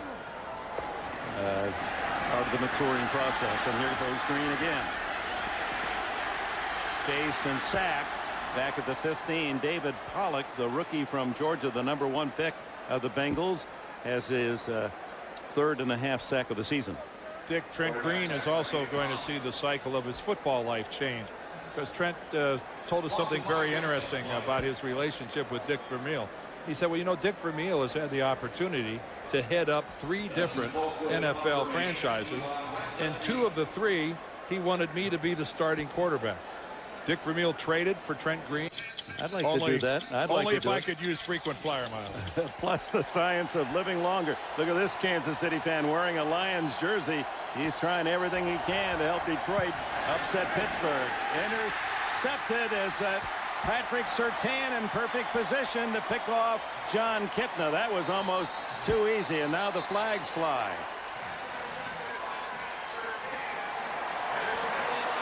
Little scrum after the play was over. Oh, Willie Anderson and Willie Anderson and Jared Allen are kind of pointing at each other. Allen, the sackmeister for the Chiefs, and a really high motor. I mean, this is a guy that from the first snap to the whistle, I mean, this guy doesn't even know any speed other than all out. Vermeil just loves the guy. Personal foul. Unnecessary roughness, Kansas City. Number 69. It's a 15-yard penalty. Kansas City keeps the ball, 1st and 10. Well, luckily for Kansas City, the penalty comes after the interception. Working the right side of the field. Boy, that's just, as Dick said, that's just way too easy throwing it to Patrick Surtain. That ball just kind of softly floats right into Surtain's hands. And then after the interception, first of all, the first guy in there is Eric Steinbach. And then, as it always happens, the last guy to throw something is the guy that gets the flag, and that was Jared Allen. Penalty takes it back to the Kansas City 37 as Surtain has his 4th interception of the year. Play action for Green. Looks deep downfield. Kennison, he's got it. And he's out of bounds at about the 7-yard line.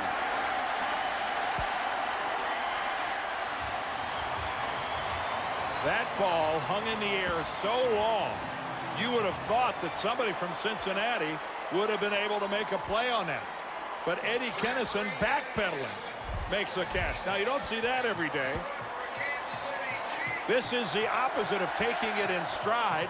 Eddie Kennison turns around and backpedals and catches the ball. You don't get a good look at that every day. And Ratliff and Mitchell, both of them way short of the play and unable to get in on it. 55 yards, and here's Larry Johnson looking for his 4th touchdown. Is wrapped up at the 5 by David Pollock. And what a game for Eddie Kennison, 151 yards on 7 catches. And I don't think that this is the way that Chuck Bresnahan wants to take his defensive football team into the playoffs. Giving up 37 last week to Buffalo, and now just being run out of Arrowhead by the Chiefs, who've already posted 421 yards of offense. And this is still the 3rd quarter. 2nd and goal. Johnson at tailback. Well, there's a false start on the Chiefs. False start. Casey Wigman. Offense number 62. 5-yard penalty. 2nd down. Tough day for Wigman, who draws praise of Coach Dick Vermeil almost every game for his solid play. Well, it takes, Dick, it takes something special to be the center and get called for a false start. Seeing that you're the one snapping the football, that's not easily done. It means you twitched your body and without snapping the football. Now that is a total lack of discipline. Your hand knows what it's doing, but your shoulders don't. You figure that out. I can't. You were in there. You ought to know.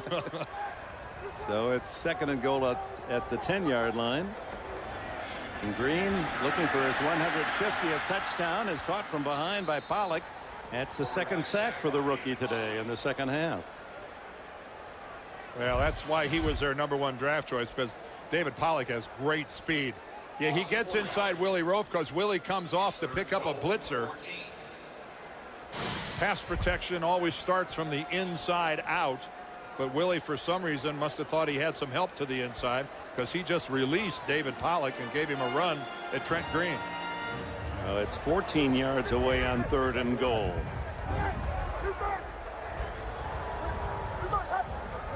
Gonzalez in motion. The throw underneath to Gonzalez, and he gets to the 5-yard line. And out comes Lawrence Tynes in the field goal unit. Or the crowd wants blood. They lead 27-3. They're not happy with another field goal. Well, it's the 2nd time the Chiefs down there in the red zone, and inside the 5-yard line, they had to get backed all the way up out of there. But I think Dick's making the right call this time. 23-yard attempt for Tynes. Hit one from 39.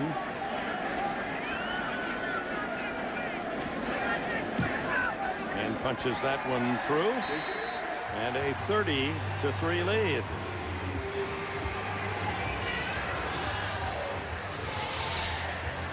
Tynes also with a 24-yarder in the 1st half. A reminder tonight on 60 Minutes. Would you pay to travel in space? Get your checkbook ready. Your chance is coming. Plus, interesting segment, the science of living longer on 60 Minutes. Followed by Cold Case, and Diane Keaton stars a world premiere movie tonight, Surrender Dorothy. Tonight on CBS, America's #1 network. So the Kansas City Chiefs trying to send Dick Vermeil off as his final game as head coach here at Arrowhead Stadium. Of course, if the Steelers should lose to the Lions and the Chiefs win today, then his career continues in the playoffs.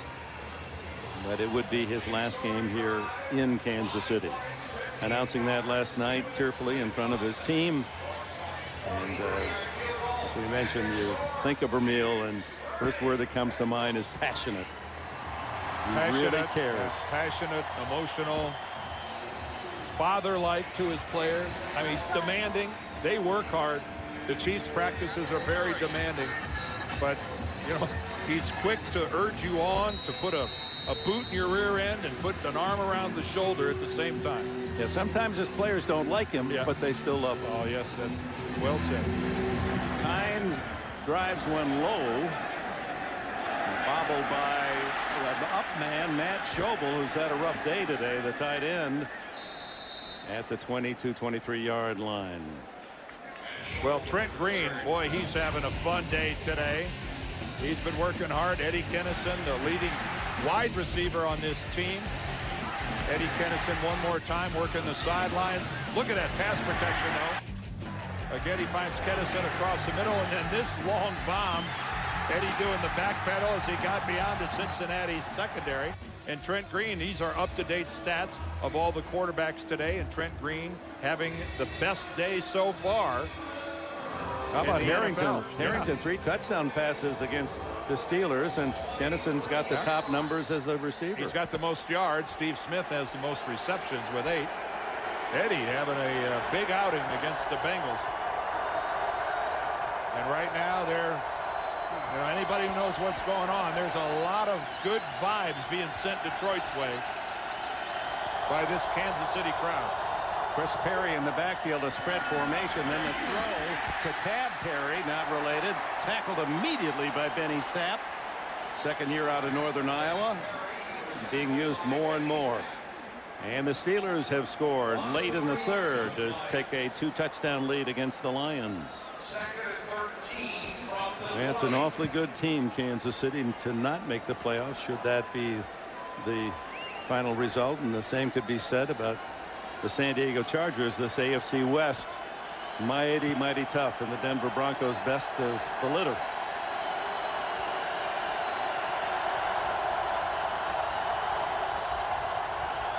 Three-yard loss on that pass play. Perry. A gain of 3 or 4. This Kansas City team, Dick's going to look back at some losses on the road. They beat Miami on the road, but then you look, they lost to the Giants on the road. They lost to Dallas on the road. They lost to Buffalo on the road. San Diego on the road. They lost to Denver on the road. If you're going to be a playoff team, you've got to win a big game or 2 on the road, and the Chiefs just weren't able to do that here in 05. Right. And conversely, Cincinnati's 6-1 on the road, and that's why they are going to the playoffs. You're right. Hits Hushmanzada, and Hushmanzada, who's had a terrific season, started with 75 catches, brought down by Wesley. First down at the 40-yard line. TJ Hushmanzada he is such a good receiver after the catch. He said, I guess it goes back to my days when I return kickoffs, but I just don't like to go down. You know, in an era where a lot of receivers kind of look for a soft spot to land, he's not one of them. Underneath to Perry, and Mitchell helped out by Kendrell Bell. Gains just a couple out to the 44-yard line, maybe the 45. Now they're going to mark at the 46 and a 6-yard pickup. Getting 2 years ago, it's easy to just a couple of years mask memory as Perry right at the sticks at the 50-yard line. Kitna was named the comeback player of the year and had a terrific season. What was really unusual about that season was that Carson Palmer stood on the sidelines and watched every single snap. He didn't get a single one that year, watching Kitna have a good year. And Kitna seeks it forward into Kansas City territory. That should be enough for the first down. And is so judged. And Carson Palmer, this evolution of his NFL career as Cincinnati here is just hurrying it up.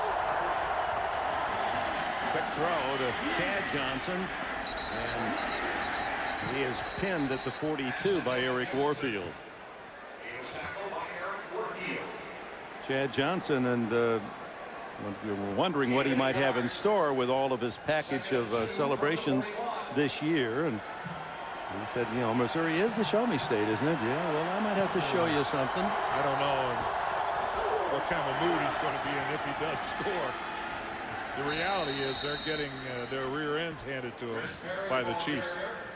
I just want to finish up a point on Carson Palmer. Here he is in his 3rd year in the league. And as we already showed you, an MVP candidate, 32 touchdowns, 12 picks. Last year, 18 touchdowns, 18 picks.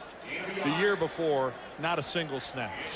Now, it's amazing that he sat out an entire year but look at the progress in only 3 years in the NFL. Well, that's why he was the first player picked. He's lived up to it, hasn't he? End of the third quarter with Kansas City leading 30-3. And as we go to the fourth, Dick Vermeil has said goodbye to his 5 years in Kansas City. Let's see how the final 15 minutes unroll. The NFL on CBS. Happy New Year from Kansas City. Dick Enberg, Dan Deerdorf, Armin Katayan, our producer Mark Wolf, director Bob Fishman. Cincinnati at a 3rd and 1 on the Chiefs' 40-yard line. Kitna can't find an open man. Now throws incomplete. Intended for Chris Perry through his hands on the sideline. So 4th and 1, and Marvin Lewis has to go for it here, down 30-3. Well, that's why they could afford to pass the ball on 3rd and 1, because they clearly were in a 2-down situation. Lewis was always... Oh, look at him hurry up. And then the sneak by Kitna, but a flag down. Well, the Chiefs had maybe 14 guys on the field. Is that illegal? Before the ball was snapped, Kansas City called timeout. Oh, well, that was a smart move, because Gunther Cunningham had a whole bunch of guys out on the field.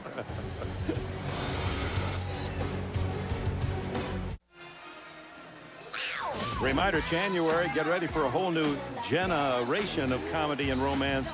Jenna Elfman stars in Courting Alex, coming Monday, January 23rd to CBS, America's #1 network. 4th and 1. And it's Perry vaulting forward just enough for the first down. Yeah, that was a good surge by the Bengal offensive line on the right side. And again, a reminder, Levi Jones, the starting left tackle, did not suit up today.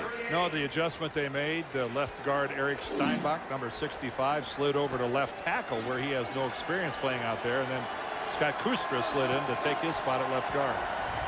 Quick throw underneath is complete to Tony Stewart, and the tight end has just his 3rd catch of the season. And that'll be good for another Cincinnati first down. How do you get a 6 on a guy's jersey to look any more like an 8 than the Cincinnati Bengals jersey? Well, on the close-up there, it's easy to read, but when you're 100 yards away, it's a little tougher. Perry dances and then is hit in the hole. He was straightened up by Kavika Mitchell. Boy, that's how you want a middle linebacker to deliver a message. Oh, now we got somebody hurt. Kansas City Chief down. Here goes Chris Perry working the right side, but he's going to find number 50. Ooh, right there. We'll be back. Thousands of possibilities. Get yours. And by Capital One. What's in your wallet?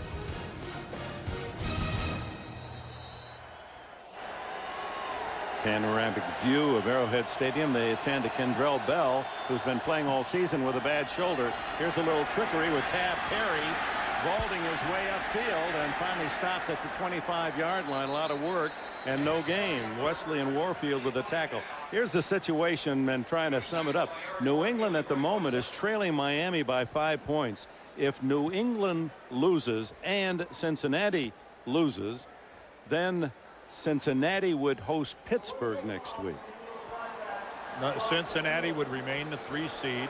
New England would remain the 4 seed. Now, if Cincinnati loses today and New England wins, they will switch places.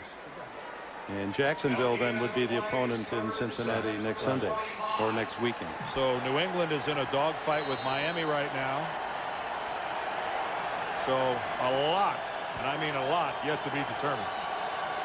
There's the current score with 12:58 left in the fourth quarter. The Dolphins going for 6 in a row to close out the season, leading 18-13.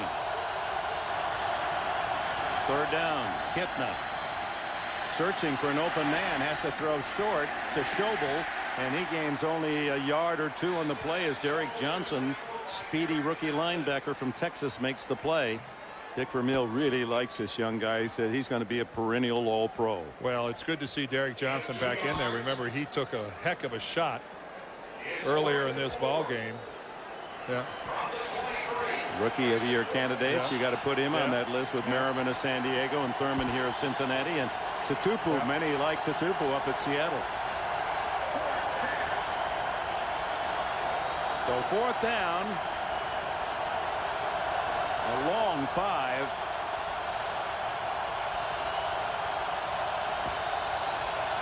Blitz.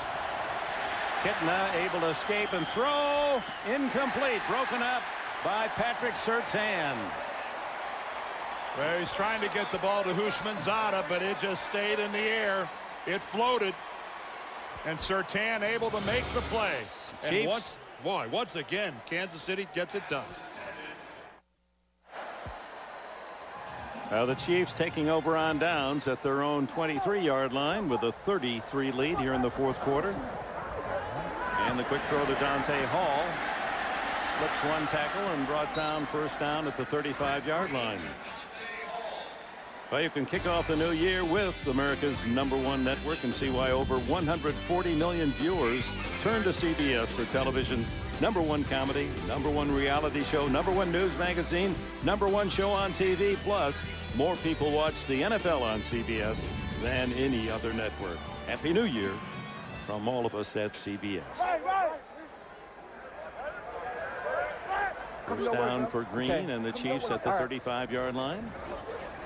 Under some pressure, he has to get that one off in a hurry. Not too many red shirts in the area, but Ed Hockley doesn't toss the flag. Dick, you mentioned how more people watch the NFL on CBS than any other network. There are teams in the AFC not going to the playoffs that might be the 2nd or 3rd seed in the NFC. Yes. There is an abundance of good football teams here in the AFC this year. It's not the most banner of years over in the other conference. And Dick Vermeil is looking at a football team that's not, may not make the playoffs if Pittsburgh goes ahead and wins today. San Diego with Marty Schottenheimer's club, a couple of high-quality teams not getting in the tournament. Miami, there you go, another one. Kansas City looks as if they're going to win 10 games and not make it. That didn't happen very often in the past. Larry Johnson draws the crowd. Odell Thurman leading the charge. Here's the NFC look with Seattle the #1 seed and the Bears, surprising Bears, the 2nd seed. Giants clinched things yesterday with their win in Oakland. Tampa Bay has clinched a playoff berth. Carolina, Washington with Dallas still on the outside, much like Kansas City, needing some help to make the playoffs. They need a lot of help. Bill Parcells denying some rumors that he might do the same as Vermeil and retire this year. Let's hope he hangs around as well. Green down the middle, open. Dante Hall. And Hall sprints inside the 40-yard line before Ifeanyi Ohalete can clip him down. And if there's been a theme all day, it is Trent Green finding receivers wide open in this Cincinnati secondary. Again, take a look at this. Dante Hall just running a simple little pattern, but at the last minute you can see that Bowman took a dive for the ball, and when you gamble like that and don't hit it, you know it's a completion for sure. First down at the 38-yard line. And as they try to beef up the defense to stop Johnson, that's opening up some passing lanes, and Johnson now with the flag down as he's tackled after a gain of 4. Umpire tossed it. Offense, number 92. Offense, 92. I don't think so. Correction, defense, number 92. 10-yard penalty and an automatic first down. Dwayne Clemens, I think he actually tripped Larry Johnson. As Larry Johnson was going through an awfully big hole. Clemens arguing, you see there that he was held. See the size of that hole? And there you see Clemens. Now I got to tell you, from that angle, Clemens looked like he was screened off by Jason Dunn. You think he could actually see Larry Johnson coming through there? It didn't look like he intentionally put out his leg to try to trip him. I don't think so either. Tripped him he did, but inadvertently. D. Brown replacing Larry Johnson at running back. Green steps up. Wide open Sammy Parker. And he is a 1st and goal down at the 7-yard line as Keywan Ratliff was the defender. Parker's first catch of the game. He's been moved more and more into action late in the season by Dick Vermeil. He's the fastest of the wide receivers, and we have an update on that Miami-New England game. There it is. Miami extends its lead to 25-13 with 9:07 to go. Well, that certainly is good news for Cincinnati if they want to remain that number 3 seed. Larry Johnson back in. Trent Green's over 300 yards passing now. They're chanting Larry, Larry, Larry, trying to coax him into the end zone for his 4th touchdown. He stopped at the 2-yard line by Pollock and Askew. Well, you look at this game right here, and you could jump to the conclusion that a lot of teams in the AFC might be really happy if the Chiefs don't make the playoffs. The way they're playing right now. How about it? Wouldn't this be a springboard into the playoffs? Coming off a game like this. And playing under the emotion of knowing their coach has announced his retirement. That could extend into the playoffs very easily. Johnson. Oh, he fumbled the ball. He sure did. And there's a scramble down at the 2-yard line. The Bengals say they've got it. And they do. So Johnson, who's done everything right these last 9 games, comes up with an error. He fumbles the ball, and Caleb Miller, linebacker, recovers. Not really hit. He just lost the handle. Protect your family with life insurance from Prudential. Hey, Dad. Close to a safety and able to push the pile enough to get back on the field to play was Chris Perry. Browning and Johnson and others in on the tackle. Well, a really good second effort, because I think the initial contact, look at that, he's having to make an adjustment and a cut 2 yards in the end zone, and a fine second effort by Chris Perry gets him out of the end zone. But boy, you don't want your back having to make a cut 2 yards in the end zone. Perry playing with Rudy Johnson rested now. Bengals have not been able to run at all. Perry gets 3 yards before he's decked by Patrick Surtain. We go to New York and Greg Gumbel. Dick, with Cincinnati on the short end of the score, the number 3 seed in the AFC there for the taking for New England, but Miami has other ideas. Gus Frerotte to Marty Booker, 15 yards and a 25-13 Dolphin lead. 9 minutes to play in the 4th quarter. All right, thank you, Greg. And how about Gus Frerotte? Has he ever rallied the Dolphins? Major kudos to Nick Saban and his first year there in Miami. He has really got him going. 3rd down, 8, deep in their own end. Kitna throws complete to Schobel, and the tight end able to head upfield and pick up the 1st down before Kavika Mitchell can make the tackle. Well, Kansas City has taken advantage of a porous defense, albeit that they have rested some of their starters. Marvin Lewis, Deltha O'Neal, their leading pass interceptor, didn't play. Brian Robinson is out. Carl Powell, Jonathan Fanene, none of those defenders suited up today. Back again to the tight end, and to the 19 goes Tony Stewart. But it has to be alarming to Marvin Lewis that the first 9 games of this year, the Bengals allowed their opponents 15 points a game. The last 6, 30 points a game, and again 30 today. That won't play well in the postseason. Kitna unloads a long bomb, and Eric Warfield intercepts at the 37-yard line. Boy, was he able to get both feet down. This is some play by Eric Warfield. A Willie Mays over-the-shoulder catch. Look at this. There's 1. There's 2. Wow. And he had control. There was a little bobble in there. Well, they'll probably take a... We'll see if Cincinnati wants to challenge this to see if the bobble was enough to get it called an incomplete pass. The Bengals have been so successful this year with that tremendous turnover differential, plus 25, but they're a -2 today. What a catch by Eric Warfield. His second interception this year. He's over the shoulder. Yeah, here it comes. I think Cincinnati's going to challenge. That looked like Paul Warfield making that catch. And I think Cincinnati's smart to do this. And what the heck do they have to lose? They're down 30-3. What do they have to gain? Cincinnati is challenging the ruling of interception. It's pride. That's what they have to gain. It's a turnover that they want back. Now he bobbles here initially, right in there. Now he's got it.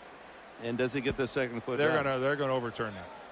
He did not have possession of the football when his right foot is in the field of play, and that's the only time the right foot was in the field of play. I think that's. Let's one more time from that angle, guys, looking back at it where we can see the football. This one right here. Now the left foot is. Yeah, you see, the only time I meant to say left, I said right foot. I should have said left foot. The only time the left foot is in the field of play, he doesn't cleanly have the football. Yeah, I think that's a smart challenge by Marvin and the Bengals. Yeah, had he called it cleanly, it definitely would have been an interception. Yes, but the ball is still kind of rolling around on the face of his shoulder pad when his left foot was down. I don't think I'd want to be the seatmate of Marvin Lewis on the flight home. No, it's going to be, this is where head coaches really earn their money, because you're angry, but at the same time, you've got to accentuate the positive, because you got a playoff game to play next weekend. You can't just beat your team up all week. This is where I don't know they have a manual on how to do this. See, right, he doesn't have clean possession. See the ball move around? Now he has possession, but only one foot in. Yeah, only the right foot is going to get down. The left foot's going to be out of bounds. I think this is pretty straightforward for Ed Hockey League.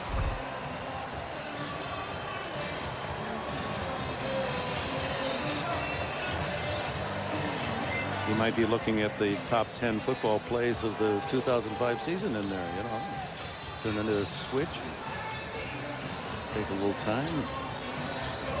Again, back to Marvin Lewis, and how does he handle this? This really is a quandary for a head coach. Yeah.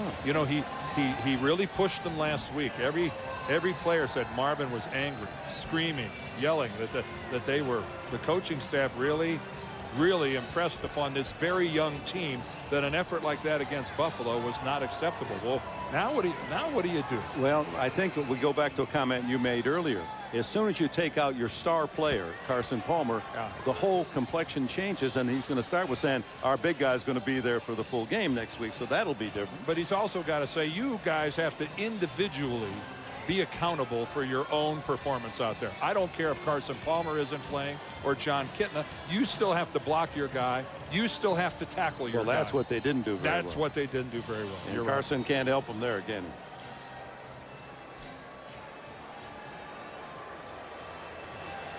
The ball was moving in the receiver's hand before he got after he had the second foot left the ground. Therefore, his second step was actually out of bounds, making the pass incomplete. There are no timeouts challenged. It's 3rd and 4 on the 20-yard line. Well, the Bengals, who came into this game at plus 25, will fight for every turnover. And that's, even though the game is lost, Marvin Lewis did what he had to do. Well, let's just take here's confirmation of that point we made, that the defense played so well the first 9 games, allowing only 15 points a game. Now 30, including today. And long plays, 12. Yeah, see, look at the big plays. Look at that. In 9 games up, they give up 3 plays of 25 yards or more. And then after that, a dozen. And a big 55-yard play today by Eddie Kennison. A couple other long passes. Kitna throws to Henry. Does he catch it? Nope. He juggles it, and it goes to the ground. 4th down. Well, this is a combination of things. This is a ball that could have been handled cleanly, but at the last minute, Sapp gets in there and really does a good job of knocking the ball loose. So it should have been caught cleanly, but one bobble and Sapp took care of it.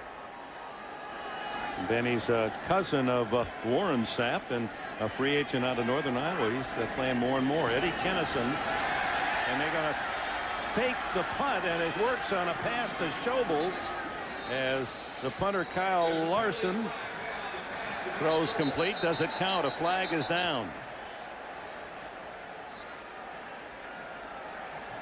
And why not come up with a little trickery here in a 33 deficit?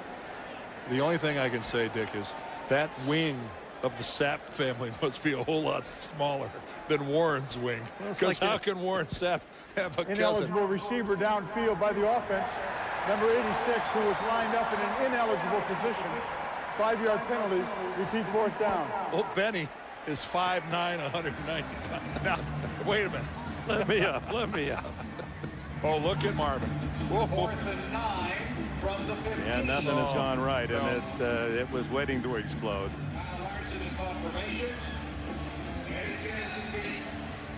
So the fake punt pass does work, but the penalty brings it back, and now Larson will kick it to Eddie Kennison.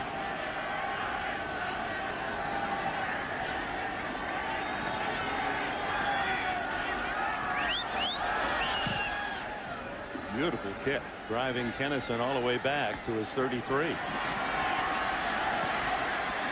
Well, he's done everything else well today, and Kennison, a good return to the Cincinnati 48-yard line. Ohalede made the tackle. Miami now has its lead cut to 25-20, 6 minutes plus to go. If that holds up, Cincinnati would play Pittsburgh. They met twice this year. Week 7, Cincinnati. Willie Parker, 131 yards rushing and 1 touchdown for the Steelers. Hines Ward, a 4-yard touchdown pass from Ben Roethlisberger, and a 27-13 Steelers win. Now, the next meeting was Week 13 in Pittsburgh, one of the biggest wins in recent Bengals history. Rudy Johnson rushing for 98 yards and 2 touchdowns. A late sack on Roethlisberger helped preserve the Bengals' 38-31 win in the Steel City. So they split on the regular year, each winning on the road. There's that throwback pass to the tight end. Tony Gonzalez skips 1 tackle and knocked out of bounds at the 40-yard line by Pollock. Well, Pittsburgh, especially of late, dominating the series. We talk with the players and coaches and ask them about playing the Steelers again. And I think the feeling is that that's their close-by rivalry, and the Steelers have been the giant in the area where they want to play. There were fans in Cincinnati saying we're better off losing because then we could play Jacksonville. And I loved Willie Anderson. Don't get scared on us now. Bring on, we'll play Pittsburgh. But don't get scared. Here's Larry Johnson. And he breaks out of the pack and is tackled at the 32, and I believe that'll put him over 200 yards on the day. Patrick Boddy put his on Johnson finally to get him on the ground. The thing that a lot of those fans don't acknowledge is that in the last 10 times that Jacksonville has played Cincinnati, Jacksonville has won 9 of the 10, including this year. Well, as you see, Larry Johnson, the second time he's gone over 200. But the Bengals and their tackling, whoa, do they have got to tighten that up, or it will be a short run in the playoffs. 201 yards for Larry Johnson, so D. Brown comes in. Over 500 yards of offense for the Chiefs, who just keep moving it. Now it's Tony Richardson, and he's tackled at the 10-yard line. Now let's check Cincinnati against Jacksonville. They met in week 5 this year. Leftwich of Jacksonville connected with Ernest Wolford. That was an 11-yard touchdown. In the 4th, Carson Palmer found Chris Henry, 25-yard touchdown pass. That cut the lead to 3. The Bengals had a chance down the stretch, but Byron Leftwich fumbled. The Jaguars won the game 23-20, handing the Bengals their first loss of the season. So it'll be mighty competitive whether it is Jacksonville or Cincinnati. But the Bengals know they at least will have that home field crowd in the Queen City rooting heartily for them. It's been 15 years since Cincinnati has been in the playoffs. 15 years since they had a winning season. That's a generation of time of despair. And what a smart move Mike Brown made when he hired Marvin Lewis, who came in and changed everything about the organization. Every move he makes is about winning. One of the players told us we now travel first class, we eat first class. We're like a real NFL team. It's kind of a shot at the former management. Green underneath to D. Brown. Brown touchdown. D. Brown with his first touchdown as a Chief. And he's able to do this at the same time he's the point guard for the University of Illinois. Yeah, how does a guy get to do both? You know, there's a kid still can play like that. Yeah, it's nearby, isn't it, Illinois? Dee Brown, their little guard. That's 150th touchdown pass for Trent Green in his 12 years in the league. So, and I'll tell you this, Dick, with a 30-3 lead prior to that play, Al Saunders is calling this game like it's in the first quarter. He's throwing the football at will. He's not changing up his call just because they're on top of a big lead. That's a colorful touchdown. Green to Brown. Enough to turn you pale. Well, if only Detroit would be Pittsburgh, then Kansas City would be in the pink. I like it. Yeah, but they're wide open. And then again, missed tackles. Again, Marvin Lewis.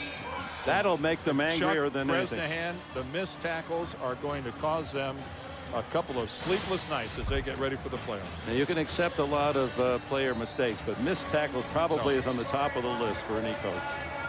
And they've got some very low grades today on defense, the Bengals. Meanwhile, with just 3 minutes left, Pittsburgh apparently going to beat the Lions 35-21, the lead there.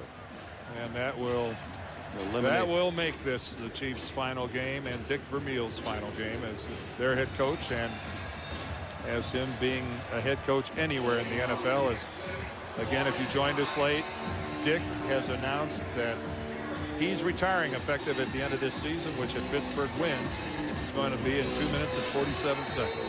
Well, some of the critics have made fun of Dick Vermeil. He cries easily. I don't find that any kind of character flaw. I think it shows they're not afraid to be man enough to cry. Field. Fab Perry.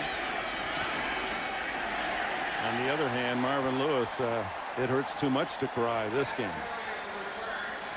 Well, Kansas City coach Vermeil in his 15th season as an NFL head coach. Remember, took the Eagles to the Super Bowl in '80, lost to the Raiders. Then his lone Super Bowl victory came as head coach of the St. Louis Rams in '99. Kurt Warner's star, because Green was injured. Now in his 5th season, head coach of the Chiefs. Led them to a playoff berth in 2003. 2 times NFL Coach of the Year. One of just 4 coaches in NFL history to lead 2 different teams to the Super Bowl. Parcells, Reeves, Shula, and Vermeil to do that. And he has a gift. To be in his company is to feel better. I've never, ever been in Dick Vermeil's company where I didn't walk away from that encounter feeling better about myself and better about just having enjoyed whatever minutes I got with him.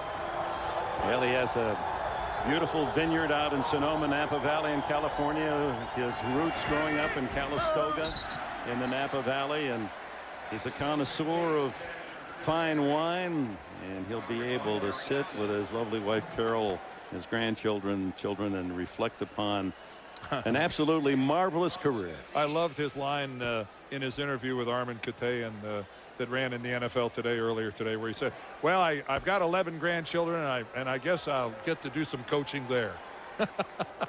Grandpa's going to have some advice, kid. He's not going to totally hang on. Handoff inside to Nick Lucci, and that's his first carry of the season.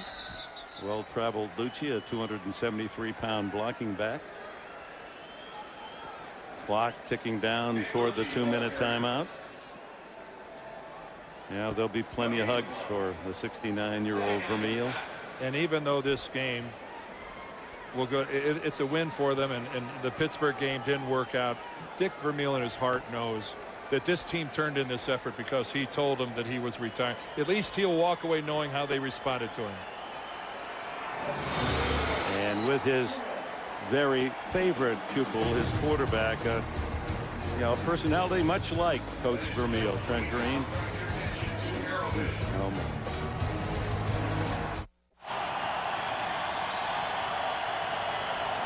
Yeah, life has been very good to that man, but how good it's been for all of us that he was in our life. The last 2 minutes, they've showed a recap of Dick's career on the scoreboard. This crowd has been on its feet. It was a wonderful couple of minutes. Meanwhile, the Bengals trying to perhaps get a frosting score here at the end of the game. And another drop, this one by Kevin Walter. There's the big scoreboard recapping his Kansas City 5 years. And then the man with whom he's been associated for well over 30 years. They go back to their days at UCLA when he was head coach, and Carl Peterson, general manager and vice president of the Kansas City Chiefs, was his assistant coach. Eddie Kennison back on the punt return here.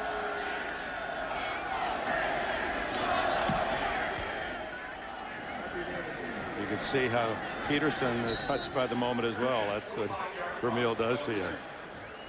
And now the final is in from Pittsburgh, and sad news for Kansas City, and congratulations to Bill Cowher and the Steelers. They've beaten the Lions 35-21, and will next meet Cincinnati. Armin Katayan, now your thoughts on Coach Vermeil. Well, so many things, Dick, but the point with Carl Peterson is that he's going to make the selection on the successor to Dick Vermeil, and I did speak to him before the game. He said, I'm going to take some time. I have some names in mind. Al Saunders, the offensive coordinator here in Kansas City, will get an interview, but he said it's going to be a wide open process. He's going to comply with the diversity program in the NFL, but college coach, pro coach, head coach, assistant coordinator, he said, I am open to it all. Dick. All right, thanks, Armin. Well, Dick got the old ice water bath. Showing it at 69 years old, his heart can still stand a good shock. Yeah, that'll ice some of those tears. And his partner throughout his life, Carol, it's been tough to find her because she's up in one of the suites, and that really is a terrific partnership. And I guess there's Carol. She's Carol down on the field now. Yeah, there she is right there. That's her in the black coat. I mean, they entertain the players, and they cook for them and the wives, and it is a close family. Well, let me tell you, I've had dinner at the Vermeil house before, and it is it's a treat. It's a night you'll never forget. What a grand family, and we don't want to go too crazy on Dick, but I'm telling you, I said this at the top of the show, the NFL is a lesser place without Dick Vermeil. We still got a lot of good stuff here, but they don't come like that very often. It's a man of, as I said early on, not only some coaching greatness, but human goodness. And I'll say this, Dick, there's some kids on this football team, first, second, third-year players. They may not know it yet, but someday they're going to tell people, I played for Dick Vermeil. That may not be that big a deal now. Ooh, baby, that'll. Well, they send him off, his players, with an impressive 37-3 win. Kansas City wins 10 games this year. Unfortunately, not good enough to make the playoffs. And congratulations to Marvin Lewis. A tough way to close out the regular year. 2 tough losses, but best wishes go on to him and his fine young Bengal team as they get ready for the playoffs in Pittsburgh a week from now. Oh, look at that between Dick and Carol. How great is that? She's been a big part of every decision he's ever made. And you know she weighed in on this one. Well, Dick, who knows? He might just decide to come back to the broadcast booth. He was the star there, too, for 15 years at ABC and ESPN. I think there might be a little wine making in his future. Huh? I could see him out there walking maybe amongst the vines. Can we sign on? Sign on. I'll when it comes time for the pick, for the harvest. So there it is. Kansas City sends off Dick Vermeil with an impressive win today against Cincinnati.